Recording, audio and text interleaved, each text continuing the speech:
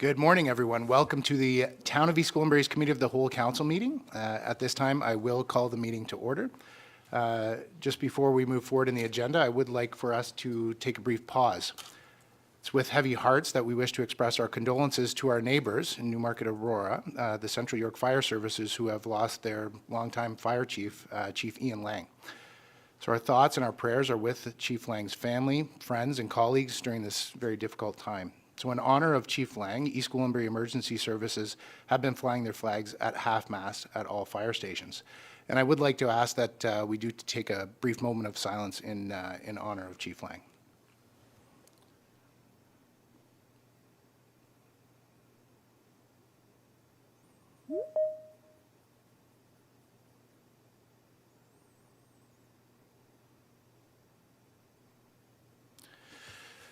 Please note that Mayor Howson is absent with notice, and in her absence and in my capacity as acting mayor, I will be chairing today's meeting. So with that, we'll get rolling. Are there any declarations of interest for today's agenda?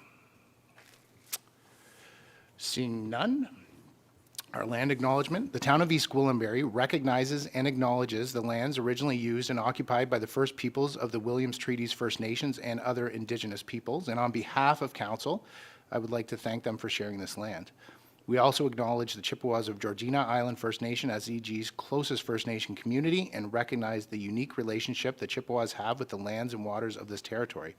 They are the water protectors and environmental stewards of these lands, and we join them in these responsibilities. So that takes us to community announcements. Just before we get rolling, I would like to make a couple announcements. This past weekend, I got to see Santa twice with my family at the Mount Albert District Lions, held their annual Santa Claus Parade on Saturday. I just want to take the time to say thank you. I think in this business, we can't say enough and give enough thanks to the volunteers in our community. It was an awesome day. Seeing so many smiles, and I'm glad that they pulled off such a wonderful event. And then the other one was the old-fashioned Christmas event that took place at the Sharon Temple. And that was an awesome day as well. Got to see Santa with family. And again, thank you for all the volunteers. They are really the difference makers in our community. Are there any other community, Councillor Carruthers? Thank you. It's that time of year. Again, it's the Holiday Lights Competition, Light Up the Landing. For the residents in Holland Landing, the Holland Landing Community Group is holding their 5th annual Holiday Lights Competition, and there's a website. If you go on the town's website, there will be a link there to register your home or to nominate another home, and the committee will come out and judge all the lights on December 19th, and the winners will be announced on December 22nd. Awesome. Thank you for that. Councillor Crone, you had your hand up as well. We're moving our way across the table. Thank you, Mr. Chair. I wanted to remind everyone that this Friday, December 8th, North Union Hall is having their annual Christmas sing-song. So come on out to North Union Hall at 7 p.m. And there's singing and little snacks and treats. And I'm told Santa may actually make an appearance. He's spending a lot of time in East Gwillimbury, so I hope things are getting done at the North Pole. Thank you. Thank you. Councillor Lahey. Thank you very much. This December 7th, this Thursday, the menorah lighting will take place at 5 p.m. at the EG Sports Complex, and lighting the first candle of Hanukkah to celebrate light. As well as on Friday, December the 8th, a mistletoe market is taking place in Mount Albert at the Community Centre on Main Street starting at 5 p.m. Come on out and support our local Family Place group and Christmas shop. And the 55 and Up Club is hosting their Christmas luncheon at the Silver Lakes Golf Course on Friday, December the 15th. And if you're 55 and over, please feel free to contact them to get a ticket. They meet regularly at the EG Sports Complex in the Loft. Thank you very much.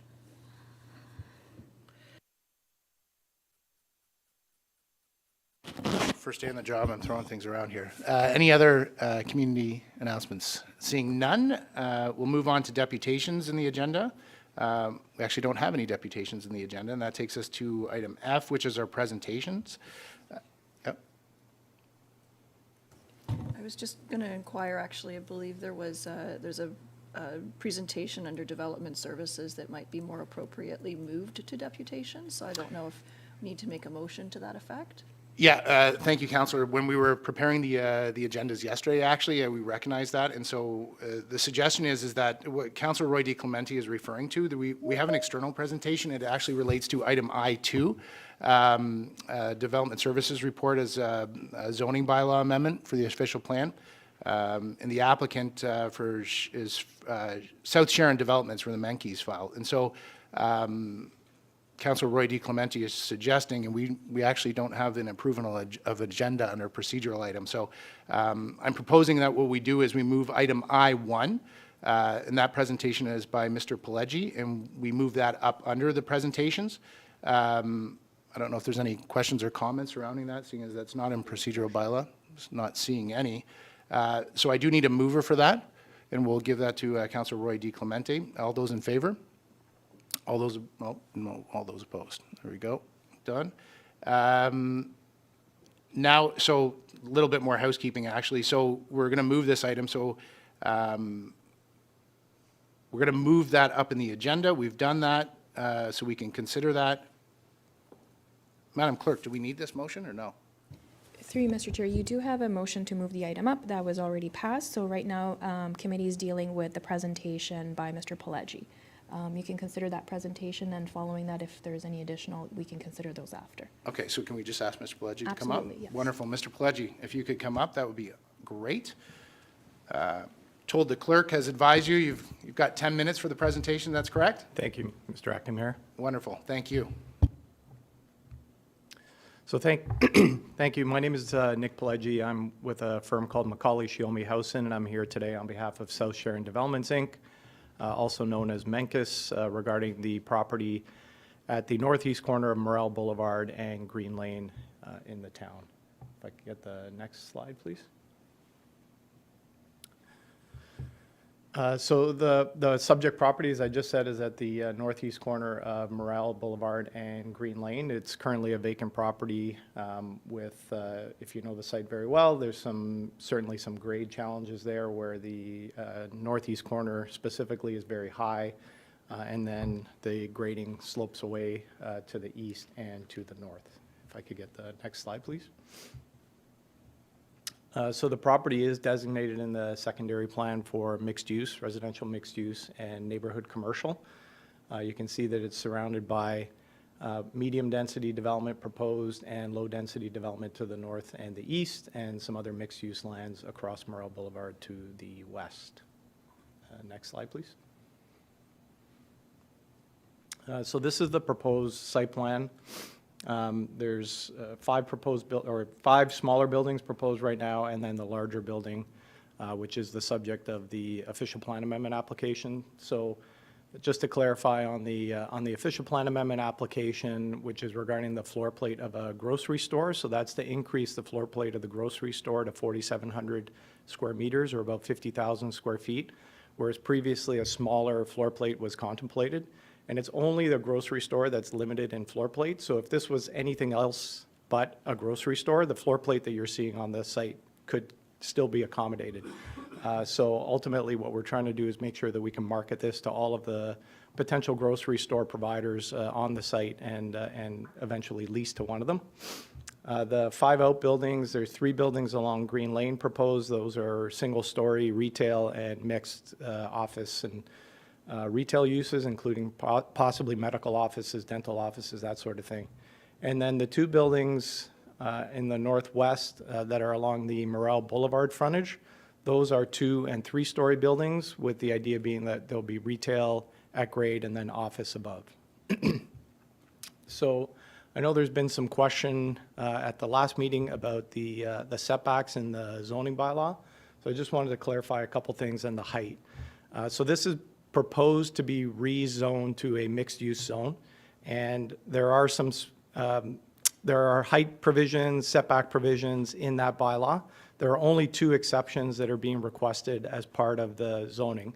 The first one is the minimum first floor height of 4.5 meters.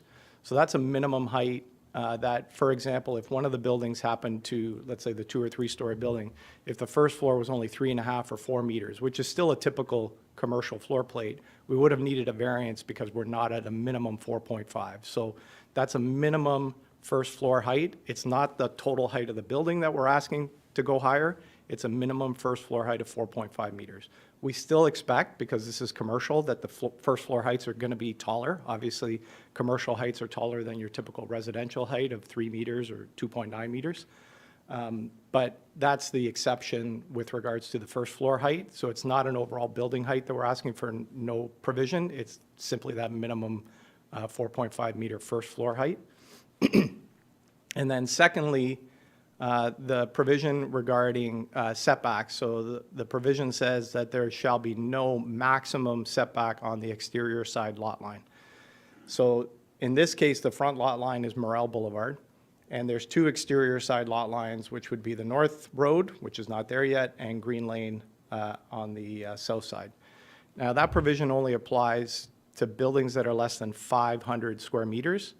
None of the buildings on the site right now are less than 500 square meters, so it actually doesn't even really apply to these buildings. But what that bylaw provision wants to do is bring those smaller buildings as close to the street as possible, where it's a maximum of 5 meters away from the property line. If you look at these buildings right now, both on the north and south side, they're about 6, 7, and 8 meters away from the property line. Certainly on the north side, you don't want to bring those buildings, the larger buildings, closer to the street. If anything, you want to move them a little further away from the future residential uses.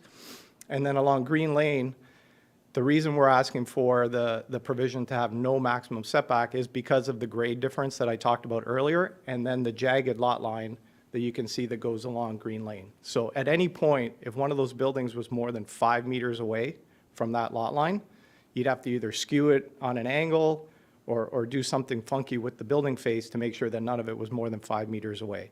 So because of those two things with the grading, especially at the corner, you can see that there's some steep grades. That's why we're asking for that provision to not apply. Again, the buildings that you're seeing on the site right now, that provision wouldn't even apply. But if one of those buildings happened to shrink to 499 square meters, then it would apply to not apply that setback. So it's not like there would be no setbacks, no minimum setbacks. Actually, all the minimum setbacks in the mixed-use zone we're continuing to apply on the site. It's simply that one maximum exterior side yard that we're asking for relief on. So those are the two provisions that are in the zoning bylaw that we're asking for relief. Overall, we recognize that the site will be built around in the future. We're certainly going to look at, attractive buildings and buildings that can be as attractive as possible, and look at buffers where there's larger building faces against future residential, and that be looked at as part of a site plan in the future. So if I can go to the next slide, please. So again, commercial development is permitted on the site. I mentioned that the OPA is only in relation to the floor plate for a grocery store. And again, we're looking for that flexibility to be able to get any kind of grocery store, any of the big brands to come to the site, which we think will be a positive. There are no floor plate restrictions on other uses, so other buildings, as I said, could be larger. I've gone through all the setbacks and the maximum setback. I did want to say, because at the last meeting there was a question about the lack of sidewalks in the area and south of the roundabout, which is north of our site, whether or not there could be a connection built. So Menkes and I did have that conversation. We just did want to point out that there was a tri-party agreement done about 10 years ago to actually facilitate the construction of Morel Boulevard down to Green Lane. That was never a requirement of the Sharon development being built. So all of the units in Sharon that have been built, the council of the day thought it would be good to have a connection down to Green Lane so that all of the traffic wasn't going over to Leslie.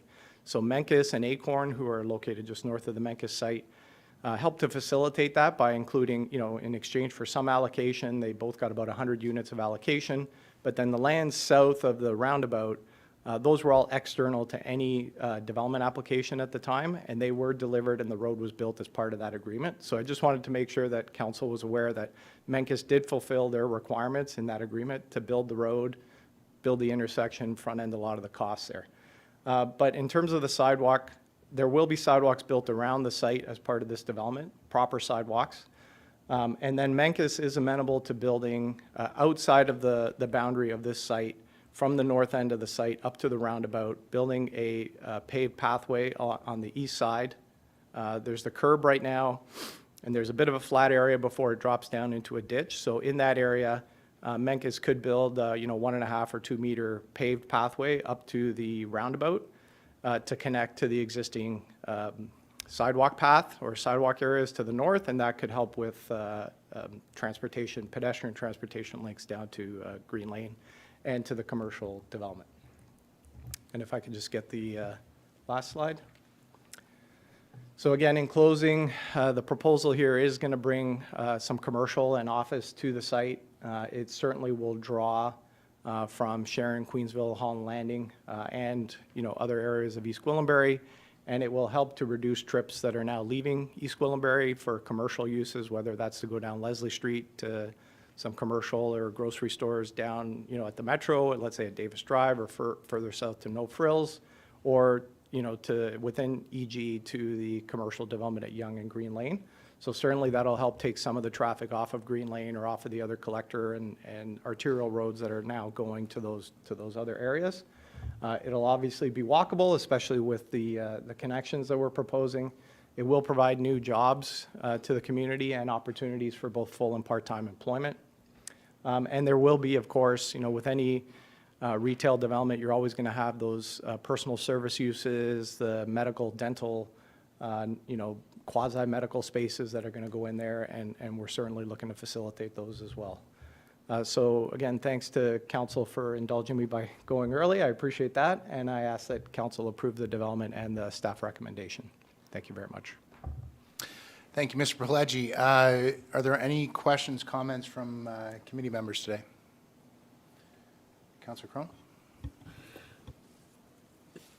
Thank you, Mr. Chair, and I appreciate the presentation. Through you, Mr. Chair, to our presenter. What I see, I love the commercial investment. I think we need more of that in our town. I like, you check a lot of boxes, it's nice to spend our money within town and provide jobs and all that. So a lot of good things happening here. But I am concerned, we're seeing a lot more development coming on Green Lane, which is not a bad thing.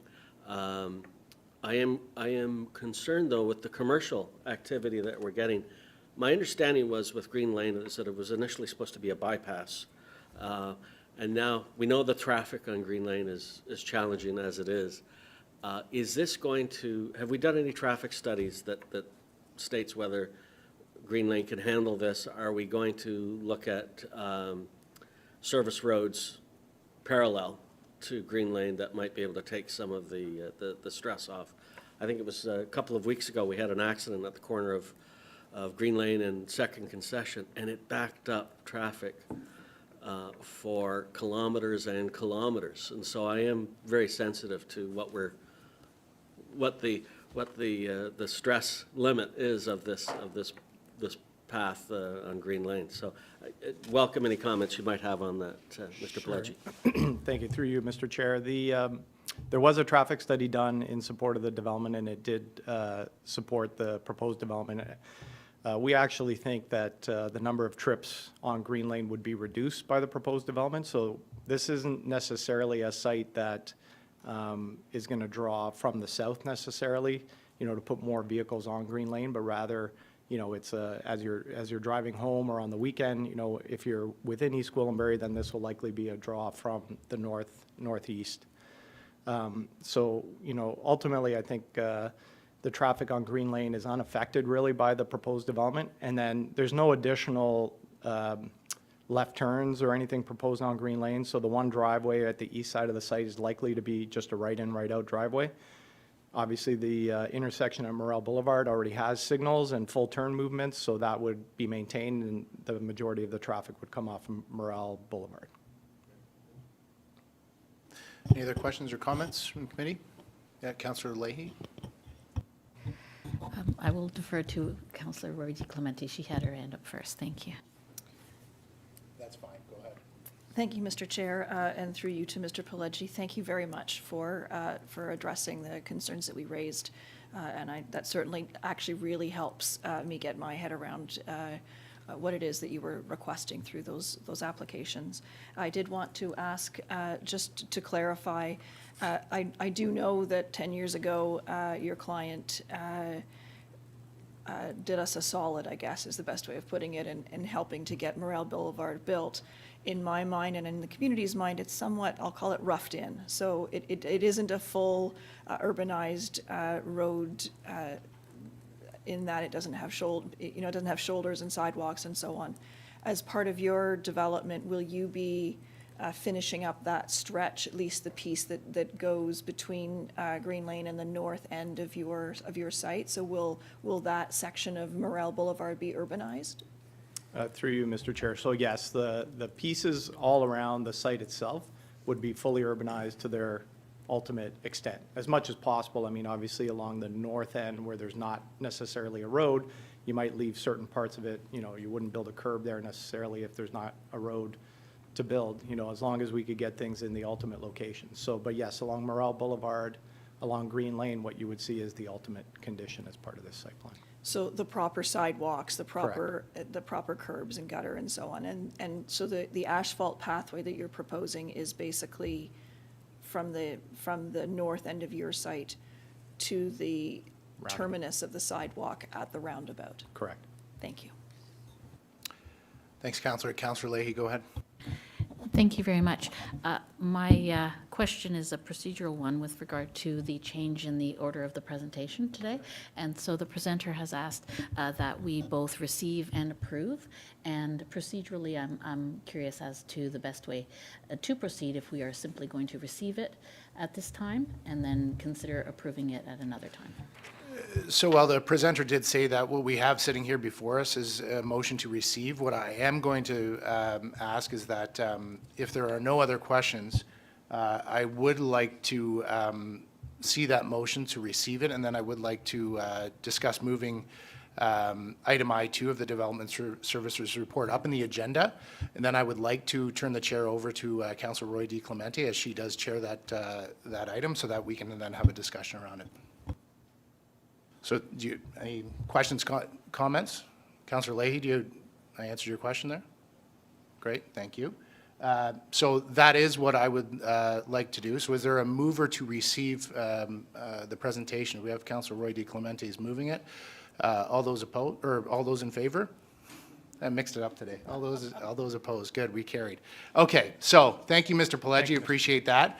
And I would like to then suggest that we move item I2 of the Development and Services Report. It is, just so everybody knows, it's DS 2023-47. I'd like to move that up in the agenda. Any questions, comments about that? No, seeing none, I need, who can move that for me? Councillor Carruthers, thank you. All those in favor? All those opposed? Got it right that time. Good. Motion carried. So with that, I would like to pass the chair over to Councillor Roy-DiClemente to take it from here. Thank you, Mr. Acting Mayor. The item we have before us is DS 2023-47, which is a bylaw amendment and official plan amendment for South Sharon Developments, Inc. It's got a Leslie Street address, but the property is quite large, so it's the section that's at Green Lane, and Morel is the one that we always refer to it as. So we have a resolution. It's rather extensive, but it's as presented to us. Do I have a mover to put that on the floor? Moved by Councillor Crone. Ms. Bégin, would you like to present your report? I know it was deferred from before, but I don't know if there's anything further you'd like to add. Thank you, through you, Madam Chair. Just that this is resubmitted at Council's request for a deferral. It's been amended to reflect some of the additional information that was presented by Mr. Pileggi regarding the purpose and the focus of the request regarding setbacks, and does include the reference to their the proponent's willingness to provide the linkage between the property to the terminus of the sidewalk. Thank you. I think it does help. It helps the applicant's tenants as well, if they can make sure that people can get there. Members of committee, any questions on this? I think we asked Mr. Pileggi our questions, and so we're pretty good. We're ready to vote. All those in favor? Opposed? And that motion is carried unanimously. I'll turn the chair back to you, Mr. Johnson. Thank you. Love the efficiency of the meetings. We threw it around a bit, but it moved things forward. So that takes us to item G, 2024, our proposed business plan and budget for water and wastewater. I need a mover for this. If someone would like to, Councillor Crone is moving that. If I could have Mr. Marshall come up and speak.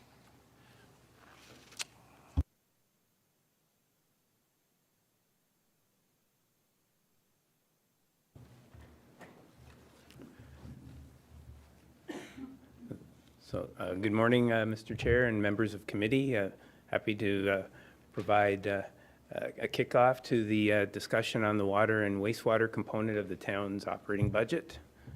If you can go to the next slide, please.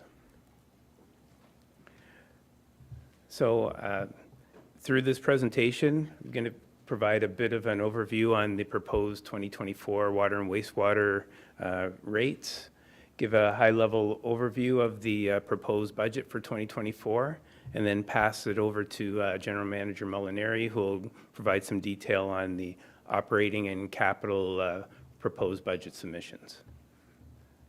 Next slide, please. So, Budget Committee in November discussed three components of the town's budget: the tax-supported and development and fee-supported operating budgets, and the capital budget for the town for 2024.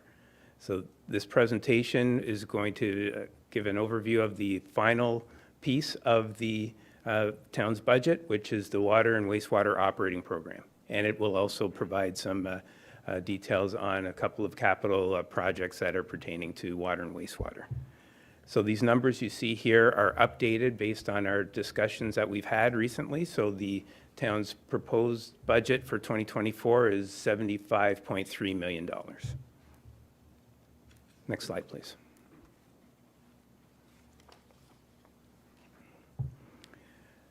So York Region is responsible for providing water supply and wastewater treatment services to all municipalities in York Region, including the town.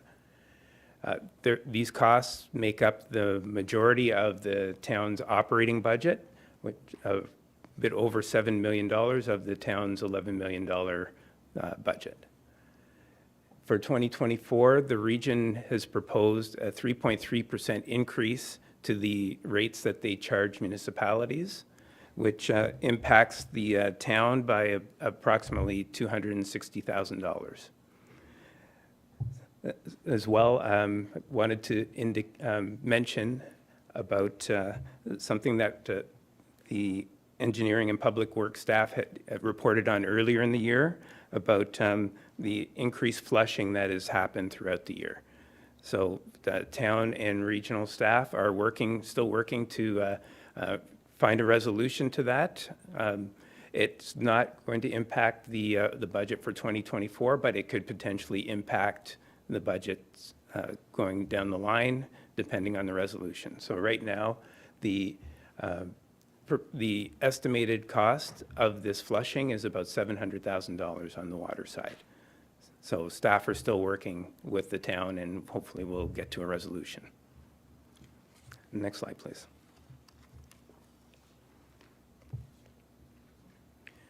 So municipalities are required to prepare asset management plans for all their assets. In 2024, staff are working towards creating that asset management plan. The plan must include a financial strategy in order to show how we can fund the asset management needs in a long-term basis and sustainable basis. So while that's going on, there are still other measures that we can use to make sure that we're not falling behind in our asset management requirements. The first one is to make sure that we are funding the cost of the assets that we use during the year. So an estimate that is commonly used to figure out what that cost of the assets are that we use during the year is amortization expense. So if the graph on the left compares The amounts that we are contributing to the reserve, the budgeted amounts, that's the green bar, with the amortization expense, which is the blue bar. So the green bar is about $2.2 million, and the green bar is about $2.7 million. So in terms of the budget, we're a little bit behind in our contributions, but I'll point out that for the past few years, and on our actual basis, we've been contributing a bit over $3 million to reserves per year. So in terms of looking at it compared to amortization expense, we're doing okay.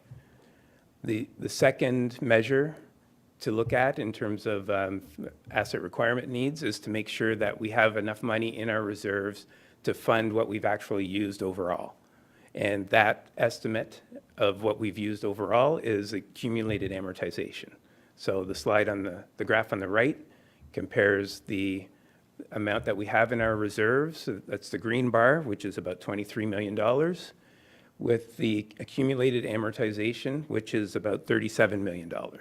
So we're a bit behind in that.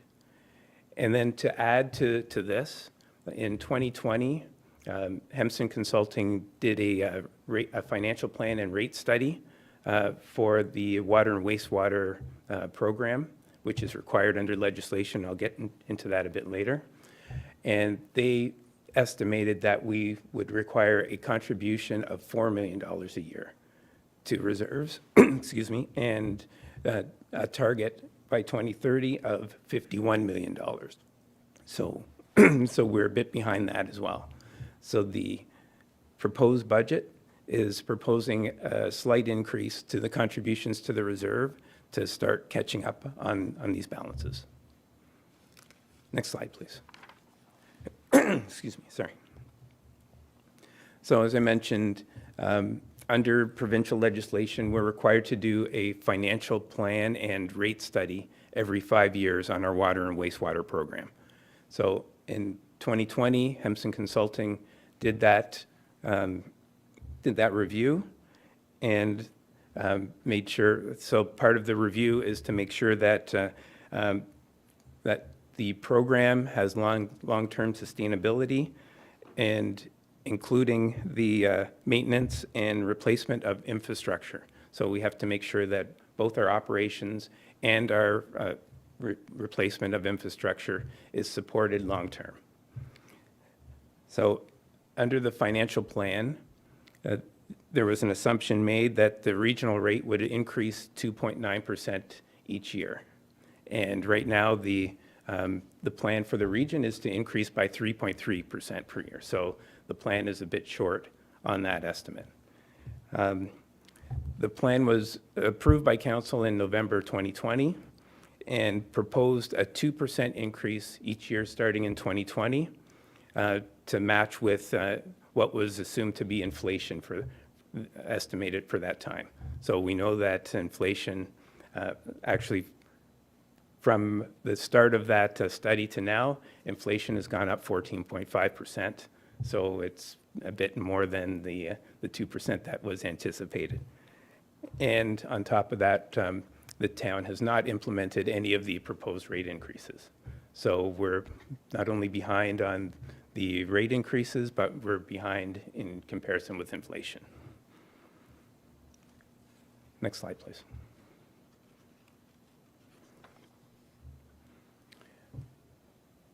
So staff are proposing a 4% increase to the variable component of the town's water and wastewater charge. That's the first increase that the town has proposed since the 2019 budget. So it's 5 years of budgeting that we haven't proposed an increase. So this increase aligns with the inflation that has been about 3.9% on average for 2023. It helps offset the increase in the regional costs, and it gets us closer in line with the proposed rates of the council-approved 2020 water and wastewater plan. So if approved, the 4% increase will have an impact of about $3.60 per month on the average homeowner. Next slide, please. So there are two components to the town's water and wastewater rates. One is the variable rate, which is based on usage, and the second component is fixed charge, which helps cover the ongoing maintenance and replacement costs to ensure that the system functions.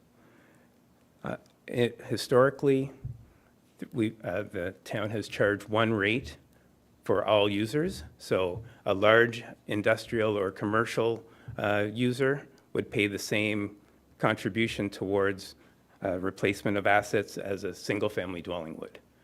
So we commissioned Howson Consulting to look at best practices amongst municipalities to see what a fixed rate charge would look like.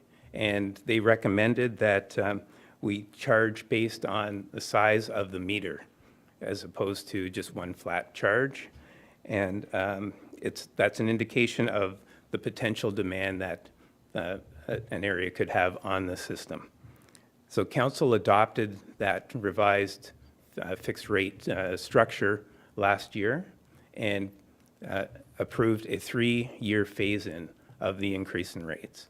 And those increase in rates only impacted approximately 1% of our users. So this is what you see here is the second phase-in of our rate, and it will have an impact of about $100,000 on our revenues. Next slide, please. So this slide compares the current monthly costs of water and wastewater to a typical homeowner in York Region. So historically, we've been at the higher end of the scale. We are still there, but we're no longer, this is about the second year that we're no longer the highest charge. And the gap is closing. So the gap has closed about, so we had about 15% increase over the past 5 to 6 years, and other municipalities are anywhere from 35 to 55% increase over that time period. Next slide, please.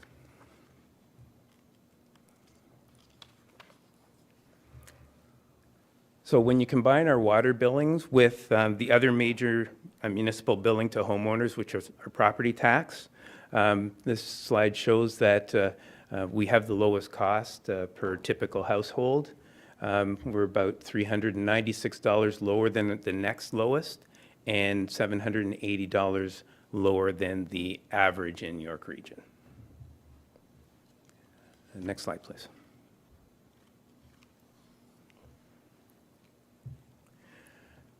So the town introduced electronic billing for customers in October 2021. And we've seen a steady increase in e-billing customers since that start. So right now, currently 20% of our accounts are using e-billing.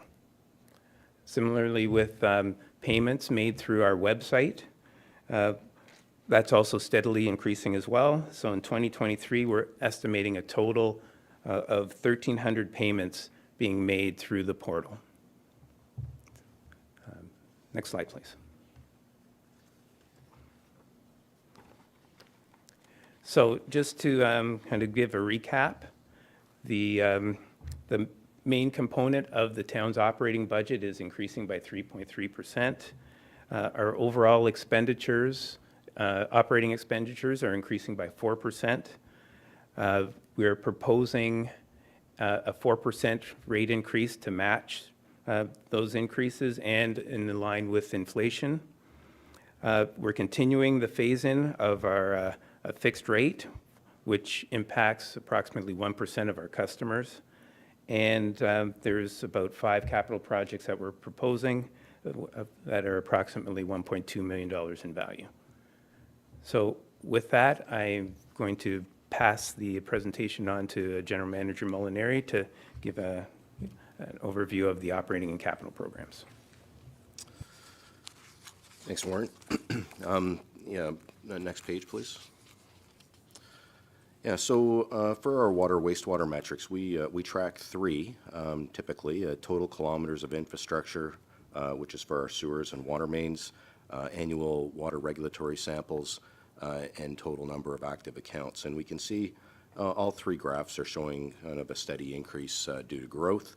One area I'd like to highlight is on our annual water regulatory samples. We can see between 2022 and 2023, there's a slight increase in the slope of that graph, and that's basically to deal with some of the flushing issues that we're dealing with now. So some increased sampling so we can get some better data in order to help us understand and hopefully solve that problem. Next slide, please.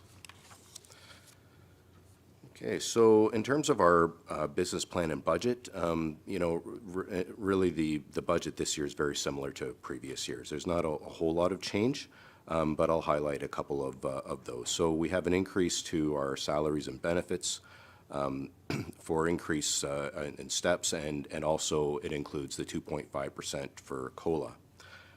There's about a $10,000 decrease in our audit services. We've removed that as that audit that was completed is now complete and is no longer needed. We also have a little bit of an adjustment on some of our equipment repairs. We've taken our equipment repairs, $2,000 from that, and added it into our materials and supplies, and added an extra $5,000 just based on our historical actuals to bring them in line with what we're actually spending. And so overall, we've got about a 4% increase in our expenditures, an increase of 5% in our revenues, and an increase of 12% in our contribution to reserves, which is great. So that overall leaves us with a 0% net increase in our budget. Next slide, please. In terms of new staffing requests, this is our ask for this year. We have two water operators that we're requesting. We have not requested additional staff since around 2014, and since that time, you know, we've had roughly an increase of 34% in our water network, another 58% in our wastewater network. So one of those positions would be to maintain our service levels due to growth. And the other one is, you know, through our new development, we have a contractor who's doing a significant amount of flushing just to maintain the water quality in the network. And that contractor is only doing flushing. So the idea is to bring in a full-time staff that can do the flushing and also do some other things. So we think, you know, given that the growth is going to be with us for some time, we have approval of a long-term strategy with York Region for additional sewage allocation, which will be coming imminently. We suggest that the time's right to bring that in-house and have those positions assist our staff to our existing complement to maintain the service levels that we have. Maybe I can pass it over to General Manager Marshall for the funding options. Mr. Marshall, are you prepared to speak to funding options?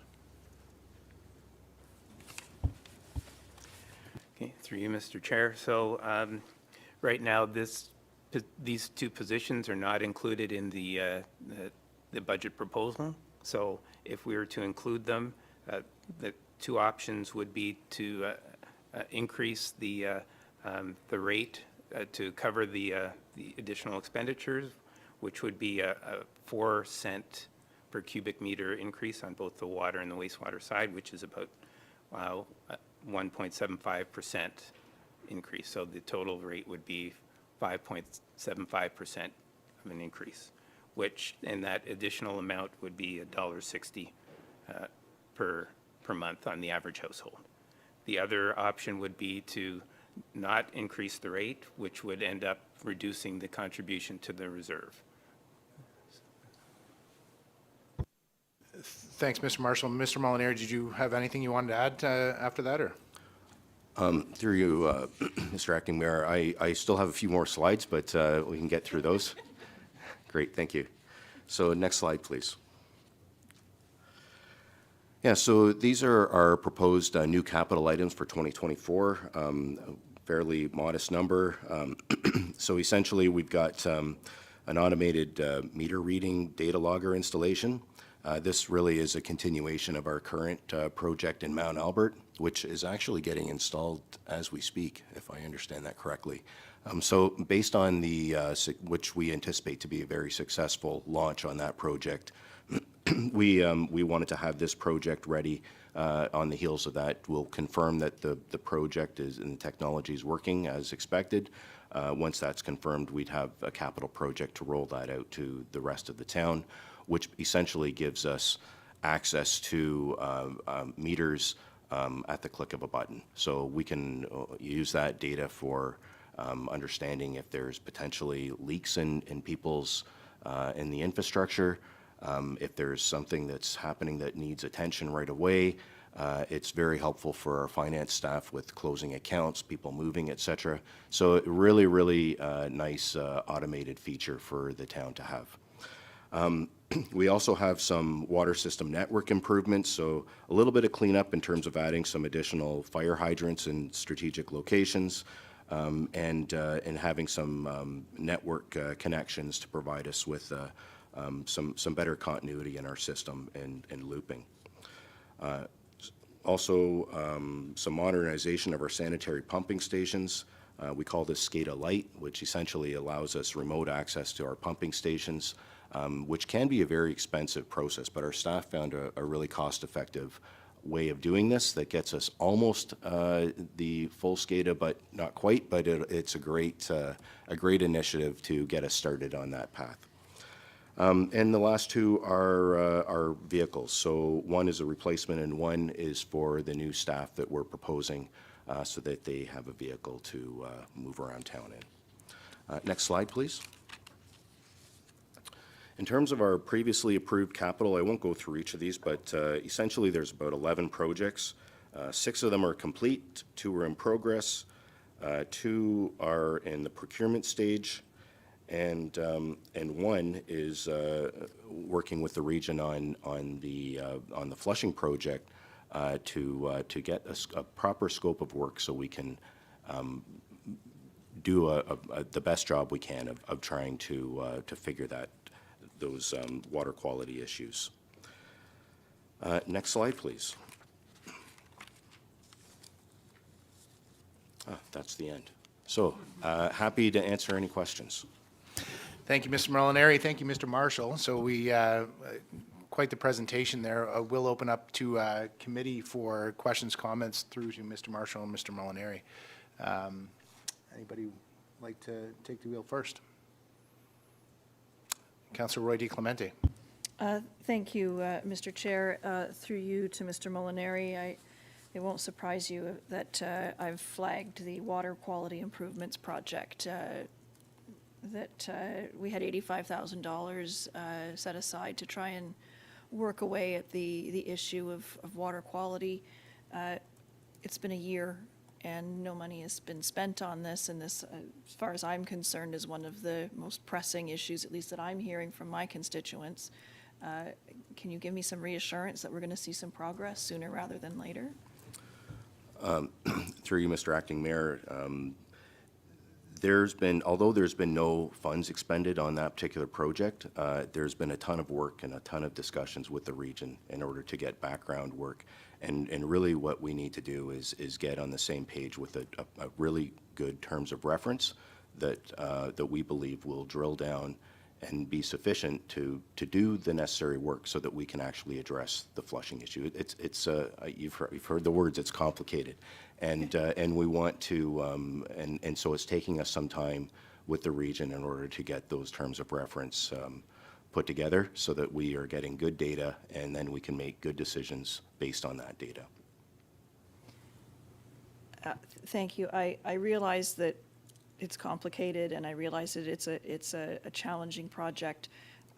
It's really hard to explain that to an angry resident who feels that they're paying for something that is substandard and they're paying a high rate for it. And so it's just, I apologize for being impatient, but I'm expressing impatience on behalf of the residents who are turning on their taps and not happy. And so taking a year to get terms of reference is fine, but let's get some movement on it. It doesn't sound like we've got anywhere with it yet.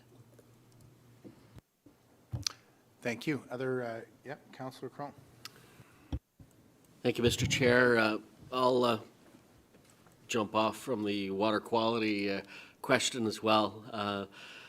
Through you, Mr. Chair, Mr. Molinari is grinning because he knows what's coming. Mount Albert has been no stranger to water quality since I've been elected. I know the region had put out a request for bids to see if we could get anyone to help us with the water quality and filtration in the Mount Albert water system. Can you provide us any update on where we stand with that? There's a lot of, to Councillor Roy-DiClemente's point, you know, people are paying what they feel is a pretty good rate for their water.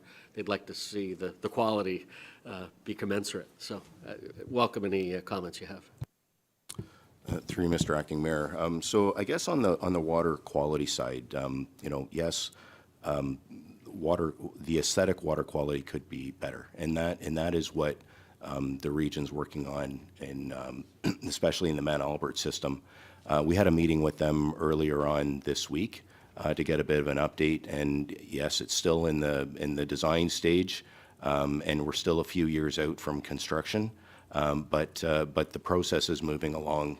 The funding is in place from the developers to actually do that work, and so the design is underway to facilitate that. But it will be a couple years before construction is complete and all that work is, and the residents will actually see the improvement. But you know, water testing is happening regularly.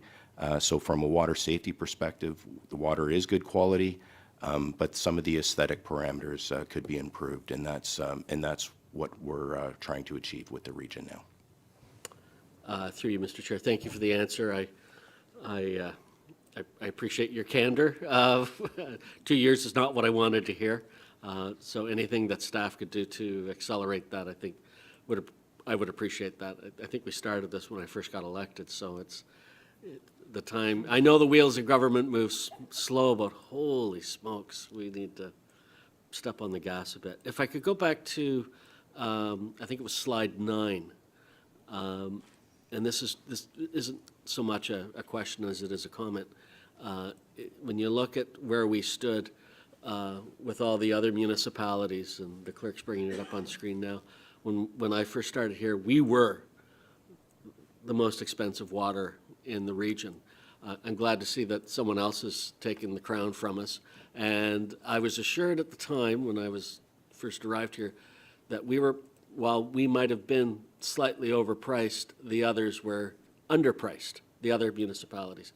And I am relieved to see that your comments are coming true, because there was a much greater disparity between number one and everyone else.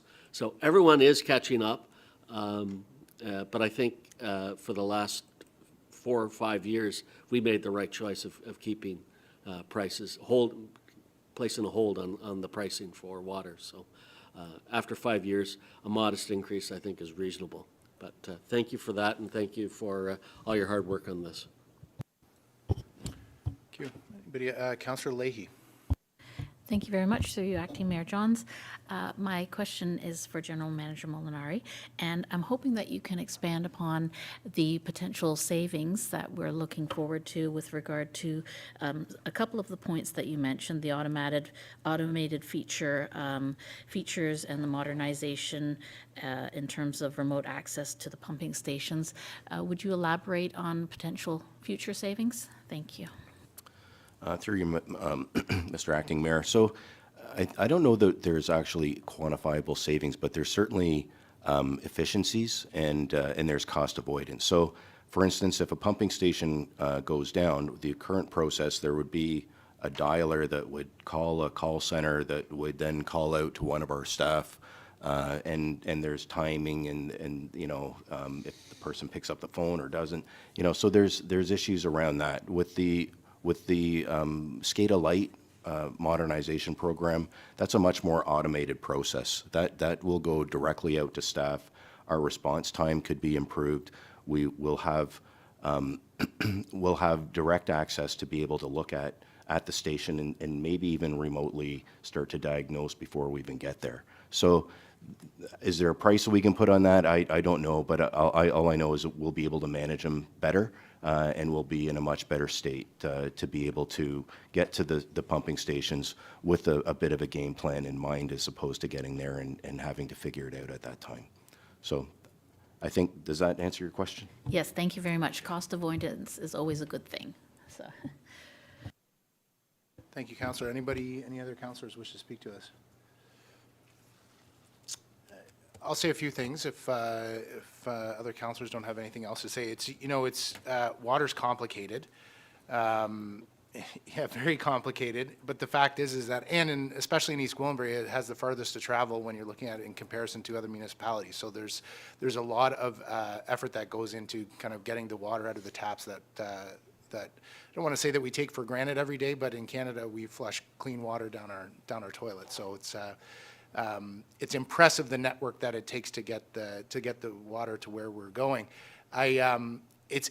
It's awesome to see the investments paying off. I lived through an experience where one morning I was out and there was a knock on the door. My wife answered, and it was town staff. They're banging on the door and they said, "We think you got a problem with your water." And my wife was like, "Okay, not quite sure." And they talked about the readings that were happening that they saw on their end. And then so my wife was like, "Sure, don't mind the mess in the basement, but go take a look to see what was going on," because we were trying to figure it out. And sure enough, my water softener was broken. As many people in East Gwillimbury have a water softener, I do too, and the water softener was broken. And so because of the work and the infrastructure on the data that the town is picking up, the cost avoidance call out, I experienced it personally and directly. And so still need to figure out the payment plan with the finance department. We've got to figure out a way to negotiate that, but there are opportunities to do that within the town of East Gwillimbury. So I have a big water bill, but I could have had a much larger water bill if not for the efforts that were put in the cost avoidance measures in the data collecting. So very interesting to see that come to hit me in real life. I will just say something else too as we're going through this, and I'm thinking about staffing. And thank you for clarifying, Mr. Molinari, about the consultant and then transitioning to hiring two. I was a little bit caught off guard when I saw that we were looking to hire two. And you made a comment about 2014 that we haven't hired anybody, and that caused me even a bit of a greater concern because I didn't understand the none to two, but you clarified that it was very much a stepping process to arrive at the two. It's not lost on me that council, as directors of this corporation through the Clean Water Act, we actually have a personal liability in making sure that residents have access to clean water. And so I was going to dive in and try to better understand the staffing, because we always wanted to be conscious of that, but you clarifying that helped me a great deal, and I fully support the two staff members as well. What we're going to need to decide as a council is the two options were presented before us, and we need to get into a little bit of a conversation about that. So if there's no further discussion on kind of those larger items, I think it would be appropriate to, if we do want to digest what those options look like, if that is the will of council. Any questions, comments there? Councillor Foster's nodding. Not sure if you've got any questions, comments. Okay, so Madam Clerk, if you want to kind of drive the bus for a bit here, I know that Councillor Crone did move the motion, but if you could drive the bus on what it is that we need to hash out here. Through you, Mr. Chair, we have prepared some draft resolutions. I believe the options still have to be confirmed by council, but perhaps I can put the wording on the screen before you for council's consideration. Or, Go through you, ahead, Mr. Chair, Councillor. I believe there's a Councillor question. Roy-DiClemente, go ahead. It actually may be helpful if we put the slide up that shows us the options for the two new staff. So there was, I think it's, there's a Slide whisper here, 15. slide 15, I think, yes. that might be helpful for that discussion, and then we can move to what the resolution looks like. Because I think what the clerk would have is the Breakdown of each. capital and all Yep. of that stuff. Thank you. No, happy to do it this way. So again, as I was speaking before, this is, we need to hash this out. And again, I will open it up for discussion if people would like to discuss what option 1 and 2 look like, speaking in favor or against, or this is what we need to discuss. Councillor Carruthers, go ahead, please and thank you. Thank you. I'm going to speak in favor of option number 1. I don't think reducing our contribution to reserve is good when we are withdrawing over $1 million from reserves this year. So I would think that option 1 is the fiscally responsible thing to do. Thank you, Councillor. Anybody else for or against wanting to speak to option 1 or 2? Councillor Crone, thank you. I'll speak out in favor of option 1 as well. I think it is the fiscally responsible thing to do. Around the table to Councillor Lahey. Thank you very much. Option 2, I would debate is the more fiscally responsible one. Within the past 10 months, we've already raised the taxes potentially by almost 13%. So option 1 is not favorable to the constituents in terms of the tax increase. Thanks, Councillor Lahey. If you wouldn't mind, I'm just looking for a clarification on the 13% call it. I'm wondering if we could go to maybe Mr. Marshall, if you wouldn't mind, or for greater clarity, or if you could provide greater clarity on what you're saying. What I am saying is that we have just gone through the budget deliberations, and last year we increased taxes for the residents, the tax levy of 5.5% last year, and we are potentially looking at 7.1% this year in this budget, and so that adds up to 12.6%, which is almost 13%. And so increasing it further by adding on to that is not, in my opinion, from the feedback I've received from residents, a viable option. So reducing the contribution to the reserve by $143,000 seems like a more appropriate way to deal with this.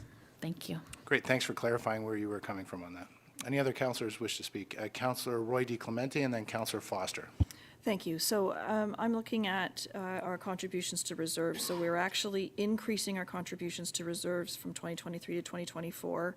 We're increasing them by $272,000. So if we were to go with option 2, we would simply be reducing that increase, if that makes any sense. So from 272, we would reduce that by 143. We're still increasing our contribution to reserves. It's just a modest increase. We're still adding to the reserves, and we're still adding $2.5 million to our reserves. Councillor Foster. Thank you. As much as I don't like the option of heading to the taxpayer once again, I think option 1 is the way for us to go. Listening to Mr. Marshall this morning about our reserves, and I think we're kind of hovering around a dangerous point there.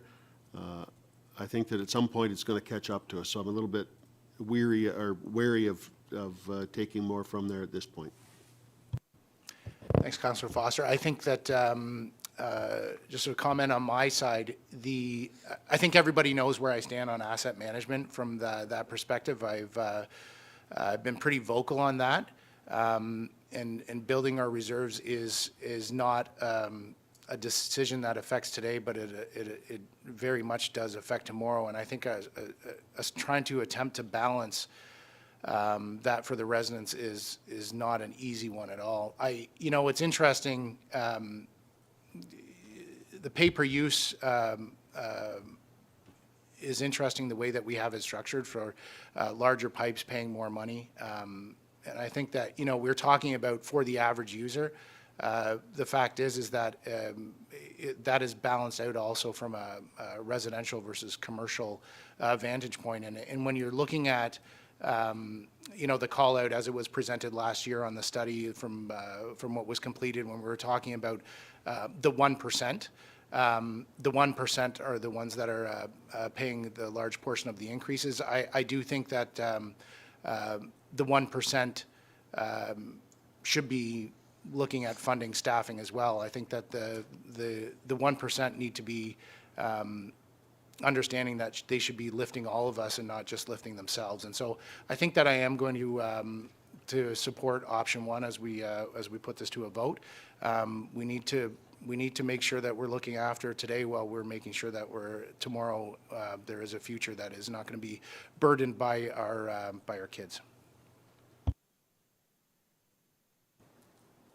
So if there's any other discussion on that, this is committee. If anybody else would like to add their 2 cents. Yeah, 4, 6, 8. We pick up pennies.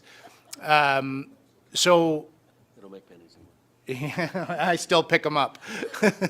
Okay, so why don't we, Madam Clerk, if we could we get some resolutions on the screen here for us to take a look at? And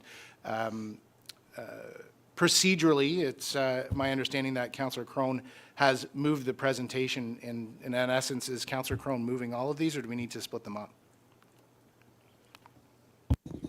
Through you, Mr. Chair, I believe that would be a question on preference for Councillor Crone if he would like to proceed with just a received. I can perhaps put the resolution in its entirety up on the screen. So it would be up to the committee if you want to maybe deal with it separately. You put it on the screen. Yeah, let's put it on the screen. Just bear with me for one moment.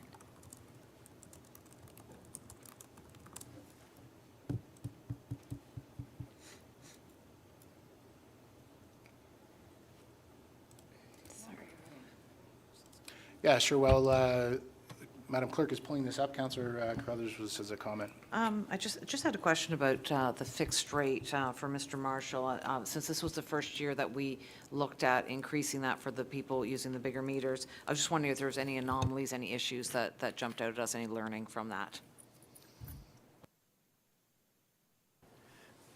Excuse me. So through you, Mr. Chair, we didn't get a lot of feedback. We did get some, and we explained the methodology. We are scheduled to do a rate review in 2025, so we'll be looking at the structure again to evaluate how it's been working and whether there needs to be adjustments. So at that point in time, we'll be able to fix it up if we Thank need you. to. Thank you. So the clerk does have this, the resolution here on the screen that was moved by Councillor Crone, and through to the discussion that we just had, the clerk, you can see the highlighted portion there that's in blue, and the portion from the funding perspective on the staffing, she has suggested it to be written in the to be funded by the increasing variable rates based on the discussion, but we can have this vote. We can do it separately, as I do believe that receiving the presentation does not affect the discussion on the variable rates. They are not interconnected. And so, Councillor Crone, do you want me to split them out? Yeah, I think that's the way to go. Great. So the first one is, be it resolved that the 2024 proposed water and wastewater budget presentation dated December 5th, 2023 be received. So Councillor Crone's mover. All those in favor? All those opposed? Motion carries. The next one, do we need to carry it all by itself, or should we separate it out, Madam Clerk? There are three distinct, Through thank you. Mr. Chair, bear with me, I'm just separating it for clarity on the screen. So there are three distinct ones. Obviously, it's up to the committee's discretion, however way you would Yep. like to go with the order of The the. distinct is fine. Yeah, sorry, Councillor Carruthers, go ahead. It says Budget Committee, but we are in Committee of the Whole, so should it be saying Committee of the Whole, or are we in some sort of subcommittee? Madam Clerk? Through you, Mr. Chair, under the agenda, this portion is deemed to be in their Budget Committee section, so that header is reflected onto your agenda. So we're going to take the first one. This one is, has to do with the capital. So it be resolved that the Budget Committee recommends to Council that the 2024 proposed water and wastewater operating budget be approved in principle, and that the Budget Committee recommends to Council that the 2024 proposed water and wastewater capital budget be approved in principle. I need a mover for this. Is anybody looking to move this?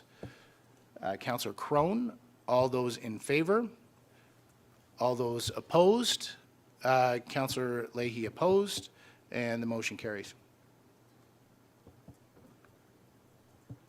Just waiting 1 second here. We're ready to go on the next one.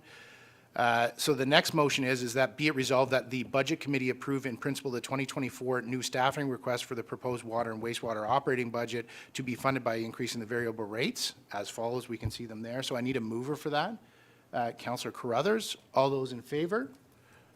All those opposed? We have one opposed. Motion carries. Great. Thank you, everyone. Okay. So with all those resolutions, that does take us to item H in our Committee of the Whole agenda, which is the Community Infrastructure and Environmental Services with Councillor Lahey in the chair. So I would love to turn it over to Councillor Lahey. Thank you very much, through you, Acting Mayor Crone. Johns. So the first item on the agenda is the Drainage Act overview and Holland Marsh update. And could I have a mover for this, please? Thank you, Councillor Johns. The report is moved by Councillor Johns, and General Manager Molinari, do you have any comments you'd like to make? Yeah, thank you, Madam Chair. So I'm very pleased to introduce Sid Vanderveen from RJ Burnside. Sid's our drainage superintendent and is developing a plan for the town's municipal drains. Sid's also been instrumental in assisting us to work with the Holland Marsh Growers Association, the area farmer landowners, and local municipalities such as King and to a lesser extent Georgina, to navigate the Cold Bar Marsh drainage area and develop a process to manage the dikes. Sid spent many years at Amafra looking after drainage matters. He's a wealth of knowledge on this topic, and I'll pass it over to Sid just to provide a presentation on the Drainage Act. Thank you. Good morning, Acting Mayor and Council. I heard one of the lines that you used earlier, water is complicated, and I know you were talking about water supply, but the other direction is also complicated. And I'll try to explain a little bit about how that actually works. Next slide, please. We all are familiar with law to a certain degree. There's statute law and there's common law. So next, please.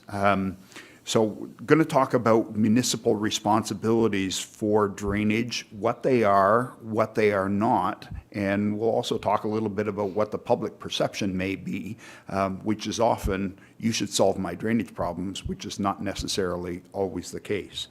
So statute law, obviously a law enacted by governments and deals with certain specific matters. I'm going to be talking a little bit about the Drainage Act later on, but the next one is the common law, which is the older form of law. It's all based on court cases. It's all based on somebody else has sued somebody, and through that, principles have been established. The common law is the older form, and it always applies until it's altered by statute law. So let's take a look at what the common law says, because again, there are misconceptions out there amongst all sorts of people about what the responsibilities are. Next slide.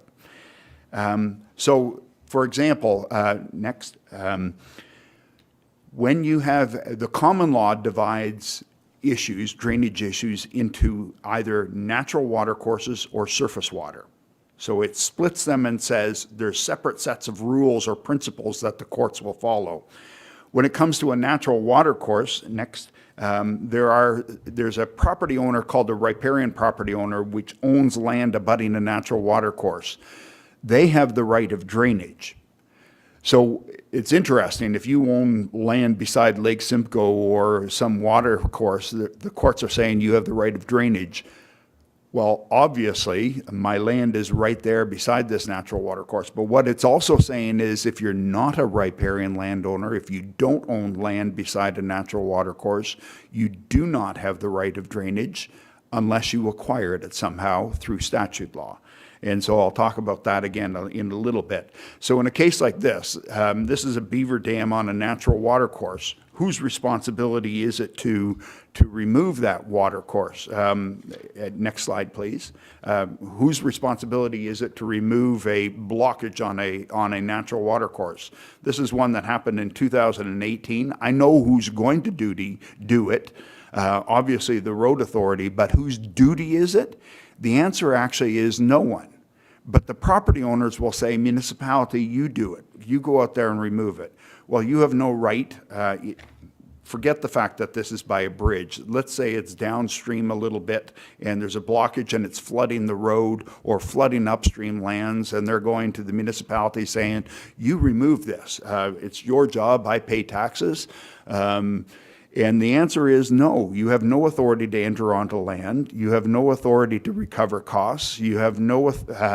You may be putting yourself in a position of liability by actually doing it because it's a natural water course, and the courts have said that it is not a municipal responsibility, and it has a right to be there in its natural state. There are court cases on this that I could expand on further. So let's talk now a little bit about surface water. If you can go to the next slide, please. So what does the court say about surface water? Next. So here's a situation that is so common. Surface water is collected. So surface water is any water that's not in a natural water course. We build roads, and from a drainage guy's point of view, a road is a dam with holes in it. We put culverts in, and we put ditches, and then we collect it, and we discharge it someplace. Lots of times it's not a problem. You're a riparian landowner, you outlet into a creek. But if you outlet onto an adjoining property like this, what do the courts have to say about that? Next. So the courts have said, if surface water is just flowing downhill naturally, there's no liability, there's no issue. The lower landowner doesn't have to accept it. But if you collect or concentrate it and direct it onto a lower property owner, like what's happening in that picture, then you have a potential liability for the damages that result. So it's something that you need to be aware of as a municipality when doing road projects or constructing new roads. MTO may be building a highway. What are they going to be doing with their drainage? I always look at it from a common law perspective. Are you going to be passing the problems, or are you going to deal with it properly and take care of the drainage issues? So it's not just roads. It could be agricultural property owners and tile drainage systems. It could be, I've dealt with complaints from property owners who said, my neighbor's directing eaves troughs and downspouts onto my property. And that is wrong under the common law because you're directing water, collecting water and directing it onto somebody else. Now, but what about long-standing issues? I mean, there are roads that have been around for 100 years. Next, please. So what about long-standing issues? Next. Next again. So what the courts have said is surface water has been collected, such as a road culvert, and directed onto a downstream property, and that has existed for over 20 years. Then there is something called a prescriptive right of drainage. It's basically almost like a squatter's right, but for drainage itself. And that always applies until you change things. So let's say you have a road that has a prescriptive right of drainage, but then the town decides to do paving or ditching or four-laning, and you've changed the drainage patterns, and now all of a sudden the water that's going onto this cornfield is now doubled.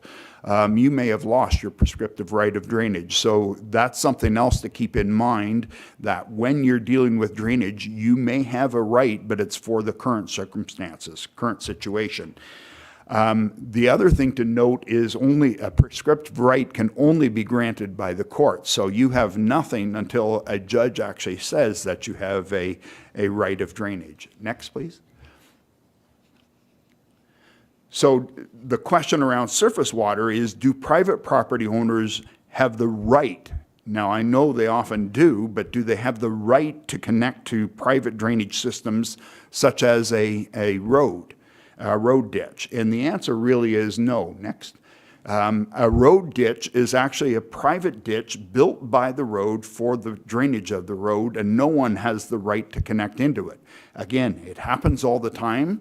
But that doesn't mean that they have the right to do so. And sometimes when they connect their water, they may be passing it on to somebody else further downstream. Again, all of this has been established by the courts. Next, please.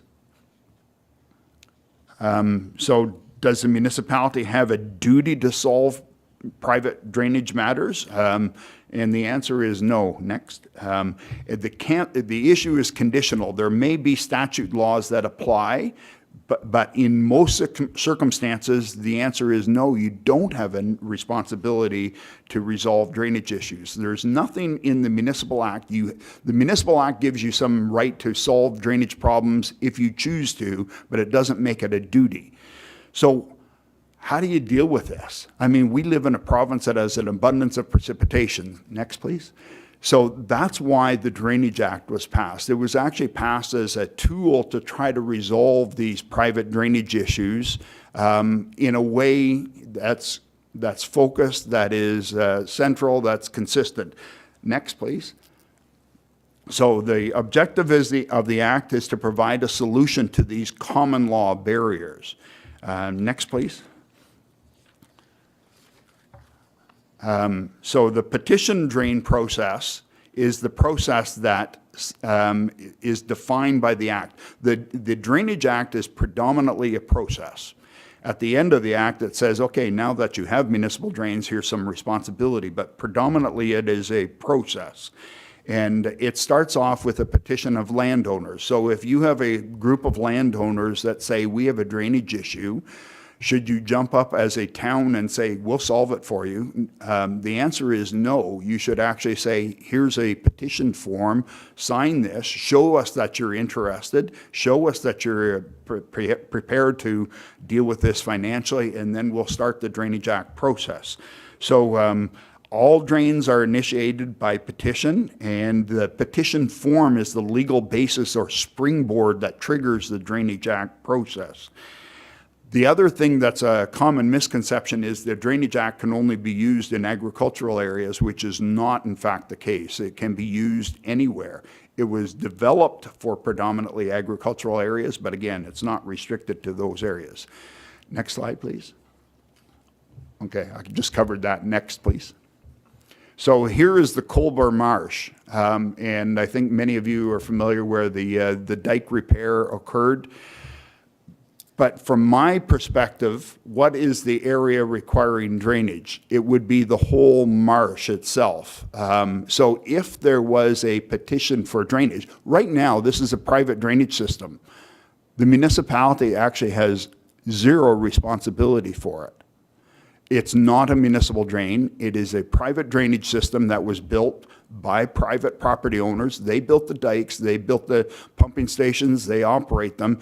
There is not a municipal responsibility, and I am aware that you graciously took care of some issues there, and that's great. We can talk about that later on, but is it your responsibility? No.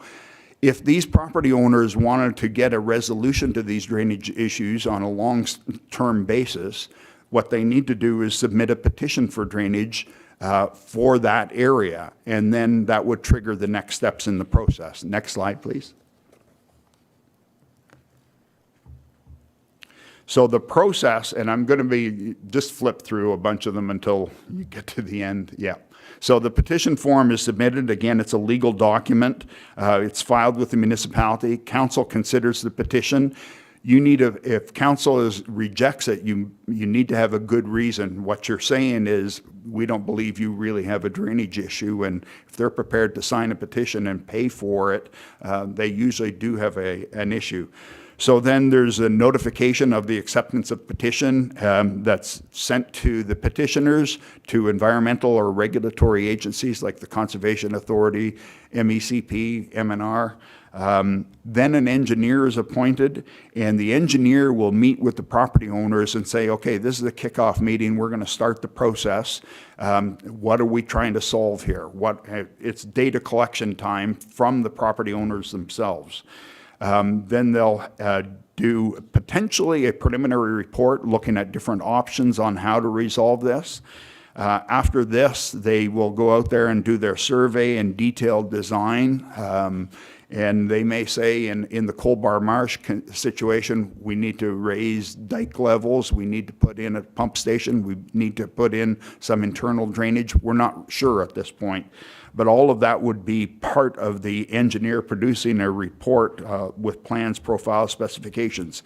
The other thing that the engineer has to do is include an assessment schedule. So that's, everything under the Drainage Act is user pay. So it is, the costs of these drainage systems are distributed to the property owners that benefit from the drain or contribute financially to the drain. So it's cost shared. It's no free ride for anybody, including if the town owns roads in that area, the town would be assessed a share of the cost as well. Next slide, please. And flip through a few of them again. So then the engineer submits the report saying, here's what I'm proposing in my independent judgment. And there is a council meeting to consider the report. Landowners can object. Quite often they'll say, my share of the cost is too high. That's fairly common. But there's a mechanisms for dealing with that.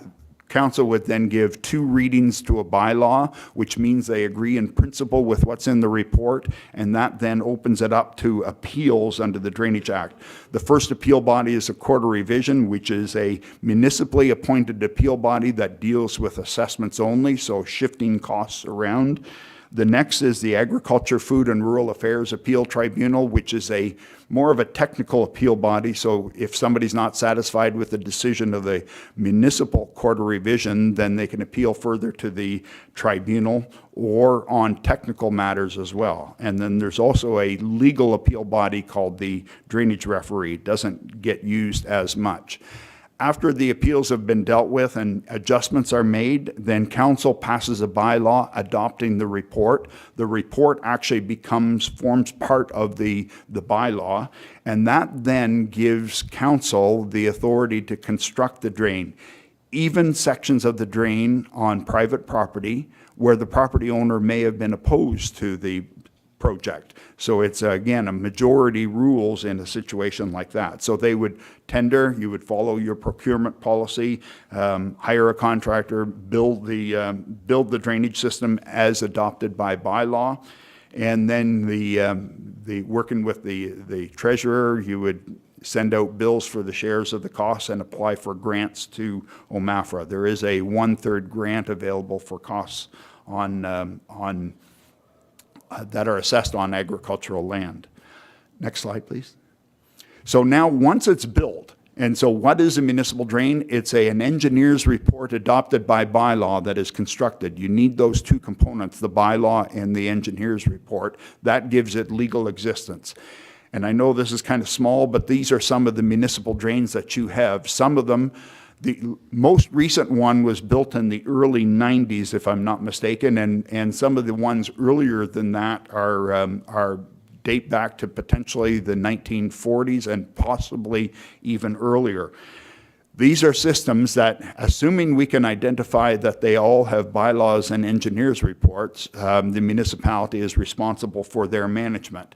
And the cost of doing that work is then assessed back to the property owners in the watershed of the drain. So again, it's a municipal responsibility. And in fact, if somebody says, town, we want maintenance done on this particular drain, and it is in fact a municipal drain, then you potentially have some liability if you don't perform your work. So it is municipal infrastructure, again, existing through a bylaw adopting a report that exists on private land for which the municipality has a right-of-way. So council then usually appoints a drainage superintendent to perform the maintenance or repair work. The cost of the superintendent is eligible for grant if they have the proper qualifications. And the superintendent can also give advice to council, to property owners, to staff on drainage matters as well. And I mentioned already a 50% grant. So next slide, please. So the Drainage Act, can you, next one again? Yeah, just go through all of that. Thank you. So what's the Drainage Act? As a summary, it's a tool for solving drainage problems without getting the municipality involved in a situation where you may not want to put yourself. It provides property owners with the ability to solve drainage issues with a professional design by an independent engineer and make sure that there's compliance with proper regulatory approvals. Some drainage issues that are resolved privately don't always comply with law, and so that's an issue for me. There's independent cost-sharing mechanisms, and there's independent appeal bodies, and then once it's established as a municipal drain, there's a right of entry onto land, there's a right to recover the work, perform the work and recover the costs as well. Last slide is kind of a summary, and just go through it all. Yeah, thank you.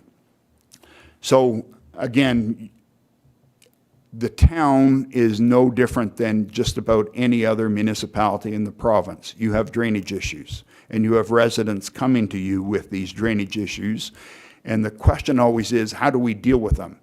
And this, to me, is your little test. It's almost step number one. Does the town have a statutory duty to do it? And one statutory duty might be, is it a municipal drain? Do we have to perform maintenance or repair as required by the Drainage Act? It could also be a Planning Act responsibility or a Municipal Act responsibility. If you inherited a subdivision and there's some sort of a responsibility placed on the municipality. So all of those are statutory duties. The second test is, does the town have a liability? Are you in a position of liability because of changes you've made or even things that you may have approved? Then you may want to deal with it. So the next one, if yes to either of those questions, then you have to determine what the best course of action is to resolve it. It might be a municipal drain. It might be dealing one-on-one with the property owner to try to resolve the issue. But if it's no to both of those questions, if you don't have a statutory duty and it's not a liability, then it's not a municipal responsibility, regardless of what the ratepayers tell you. It's not a municipal responsibility. And consider taking no action. You could point them in the direction of your superintendent where they can sit down with them and say, here's a petition form, here's the Drainage Act process, you want us to solve it. Here's the steps that you need to take. That's my presentation, Council. Thank you very much, Mr. Van der Veen. Thank you for that excellent presentation. It's very interesting to hear about what the municipality is and isn't responsible for, so thank you for that clarification. And I understand that you are the preeminent expert in the field of drains, so we're happy to have you here today. Thank you. Are there any questions? First of all, General Manager Molinari, do you have any comments that you'd like to make? Nothing further at this time. Thank you. Thank you. So are there any questions or comments from members of committee? Councillor Johns? Thanks, through you, Madam Chair. I just wanted to say I thoroughly enjoyed your presentation. When you get professionals who love what they do, it is very obvious when they come to present and do their work. So I just wanted to say thank you for delivering on what your passion is, because I felt it here. It's not necessarily a topic that would get a lot of hype, but I could feel it, and I appreciate your efforts, so thank you. Through you, Madam Chair, thank you. I've been known as the drainage geek, so I like this stuff. Yeah. Any other questions? Yes, Councillor Foster? Thank you for the presentation, and as we spoke about earlier, I do have some background information that might help you out. One thing that jumps out at me, and I might be getting ahead of myself and maybe ourselves as the town, listening to your presentation, I'm thinking that at some point going forward, we need to have a chat with some of our landowners to make sure that they completely understand the situation they're in and they completely understand our situation.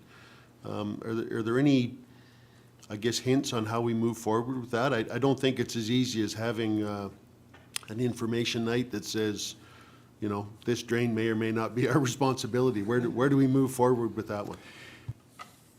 Through you, Madam Chair. If I might suggest, I think most of the issues, and correct me if I'm wrong, but most of the issues are probably in the agricultural areas of the municipality. You might want to approach, or maybe we collectively approach, York Region Federation of Agriculture. They have days where they get together and they sometimes put on training sessions, and we could offer to do something there. It would be obviously broader than just East Gwillimbury, but nonetheless, it's advancement of knowledge is always good, even if it's not all farmers in East Gwillimbury. So that might be one approach. We could also put together a bit of a East Gwillimbury focused fact sheet of these are things that we will accept and we won't accept when it comes to drainage. We, again, need to talk to Mike, but are we prepared to accept drainage systems into roadside ditches? You probably have them all the time. You would, if you're not, you would be one of the few municipalities, but nonetheless, that's something that, you know, almost an info sheet or a section on your website as well that here's drainage issues. It's not acceptable to direct your eaves troughs and downspouts onto your neighbor's property. It's not acceptable to block your backyard swales and flood your neighbor, that sort of thing. So we could develop something like that. Those are just a couple of ideas that come to mind right off the bat. Thank you very much. Any further questions or comments from members of committee before we vote on this report? Not seeing any. I will then read out what we're going to be voting on. Thank you very much for your presentation, and we appreciate your suggestions. I'm sure there'll be future discussions with our General Manager, Molinari.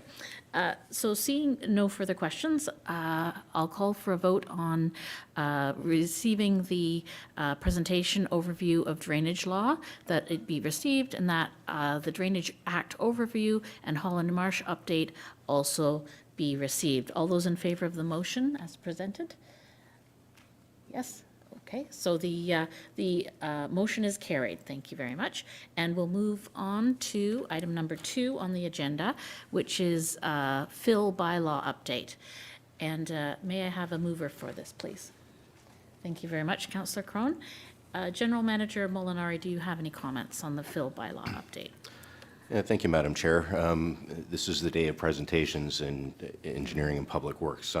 But I'm really pleased to introduce Jim Walls from RJ Burnside as well to provide a presentation on the framework for an update to the town's fill bylaw. So, you know, Jim is an expert as well in the management of site alterations. He's assisted many municipalities over the years to manage fill sites and update their bylaws so that they can be in a position to comply with changing regulations and have a strong document which allows the town to manage the fill sites, excuse me, based on the latest best management practices.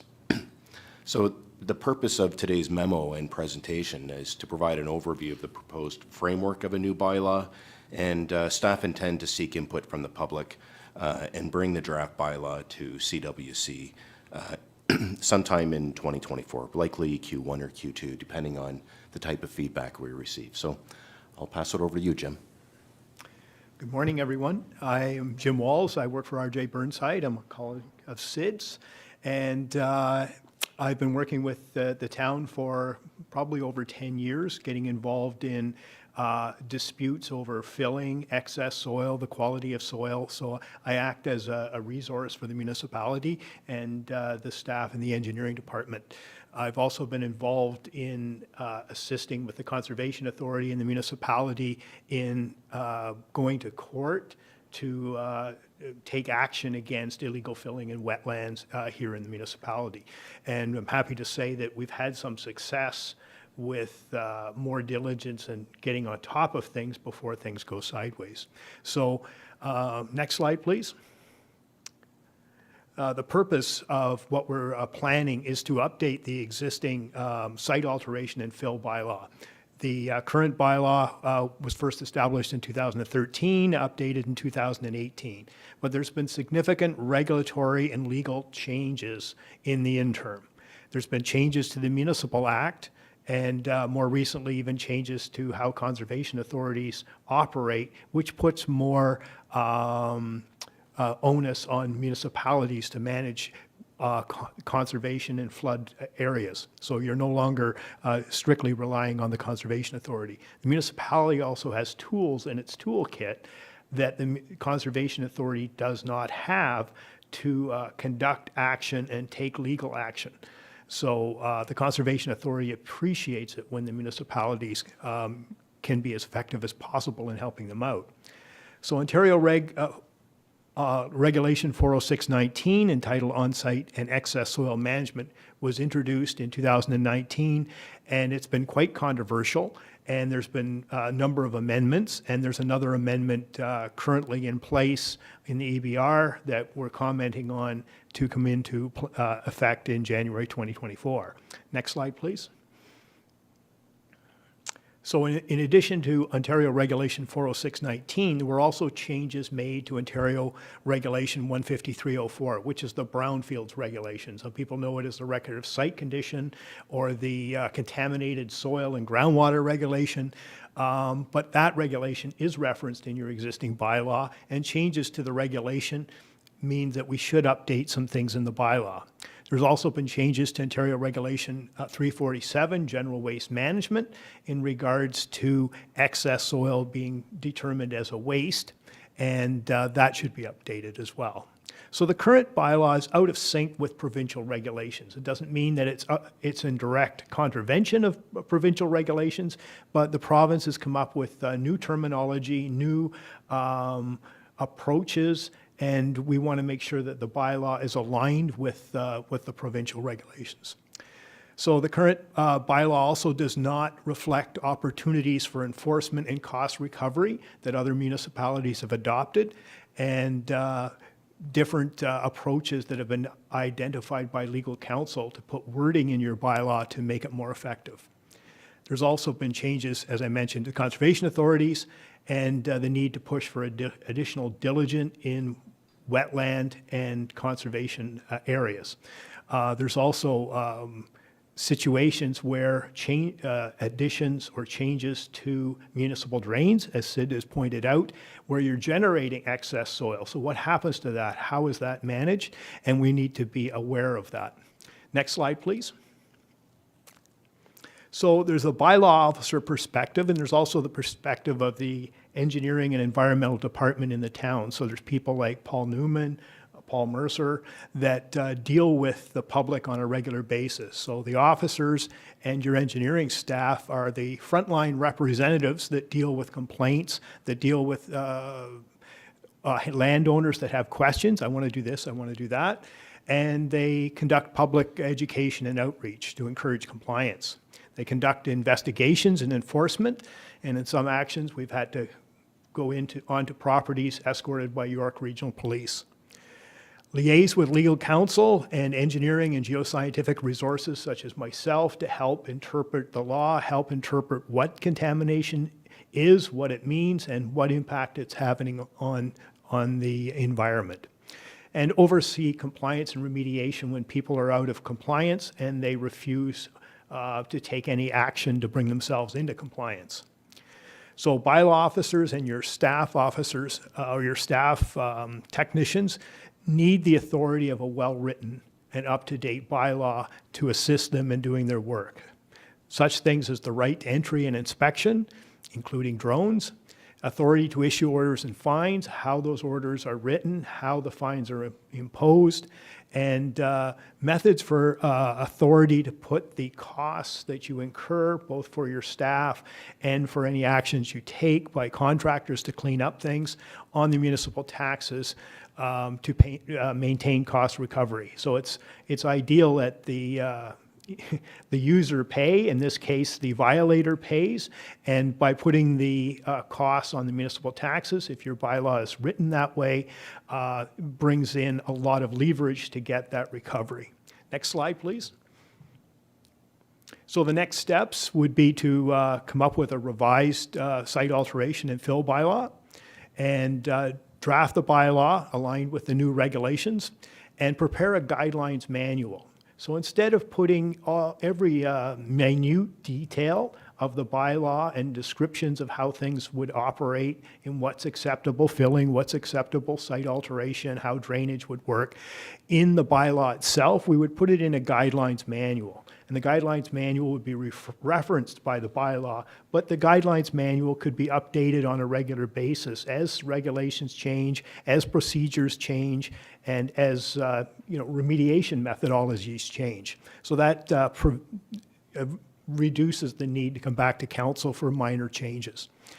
A revised fees and charges bylaw to align with the new bylaw, and a flow chart to assist permit applications. Oftentimes, landowners are unsure what they should do and trying to add a process that is visually easily understood, put on your website so people know what steps they have to make.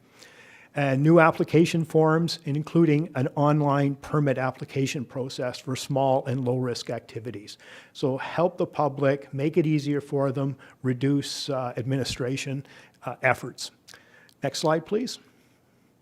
Schedule, we're talking about having some draft documents for internal circulation and discussion by about December 15th, around there. Get that in before Christmas so people like Paul Mercer, Paul Newman, and Mike can look at where we're going and provide some input. Completion of the final drafts and a presentation to council of what we've prepared by the end of January of 2024.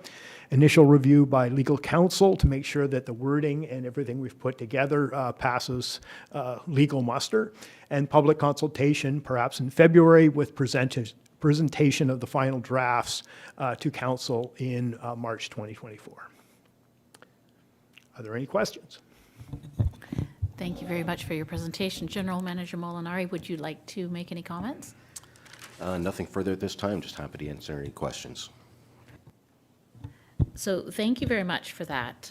You're equally expert in the fill management as the previous presenter is in drainage. So we're very fortunate to have two experts in their fields. And it's good to know as well that there's a process in place for us to deal with breaches in the future and to get reimbursed in certain circumstances. So thank you very much for that. So I'll open it up to the floor. Are there any questions or comments from members of committee? Yes, Councillor Roy-DiClemente. Thank you, Madam Chair, through you to Mr. Walls. Thank you for your presentation. I was actually chair of engineering when our original fill bylaw was prepared, so I unfortunately know more than I would like to know about dirt. So today's D&D, right? Dirt and drains. So I'm just wondering, through you, Madam Chair, the province has made some changes, and our council was very vocal about 10 years ago in trying to address the matter of what constitutes clean fill. And table 1 was that, the aggregate, but it didn't actually exist in real life. Have they addressed that? Has the province addressed the matter of the concept of people who are doing site alteration and being able to pollute up to a certain level? Have they actually started to address that, or are they still stuck in tables and dirt as waste? A little bit of both, through you, Madam Chair. A little bit of both. They have really improved the definitions of what excess soil is as opposed to aggregate asphalt and things like that. Mm-hmm. They've improved the tables, so there's a new set of tables, very similar to the old set, but improvements there. Improvements on how you assess soil, how you sample it, and how you make the determinations of the quality, and then new methods for what you can do with the soil based on the quality. So a great improvement, and it's relieved a lot of the weight on municipalities by having a provincial-wide, everybody understands and everybody accepts process, the contractors, the consultants, landowners, that it's all in this regulation and the associated rules. There's a rules manual that goes along with that regulation, and has really made it a lot easier for everyone to understand and follow the process, and takes a lot of the gray areas out.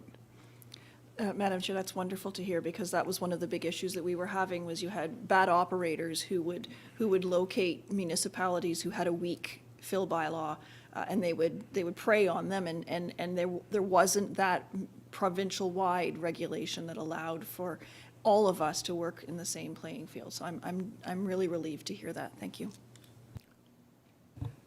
Any other questions from members of committee? Yes, Councillor Cronin? Thank you, Madam Chair. I'm really delighted to see this before us today, and that we're going to be moving forward with putting some belts and braces on our current bylaw.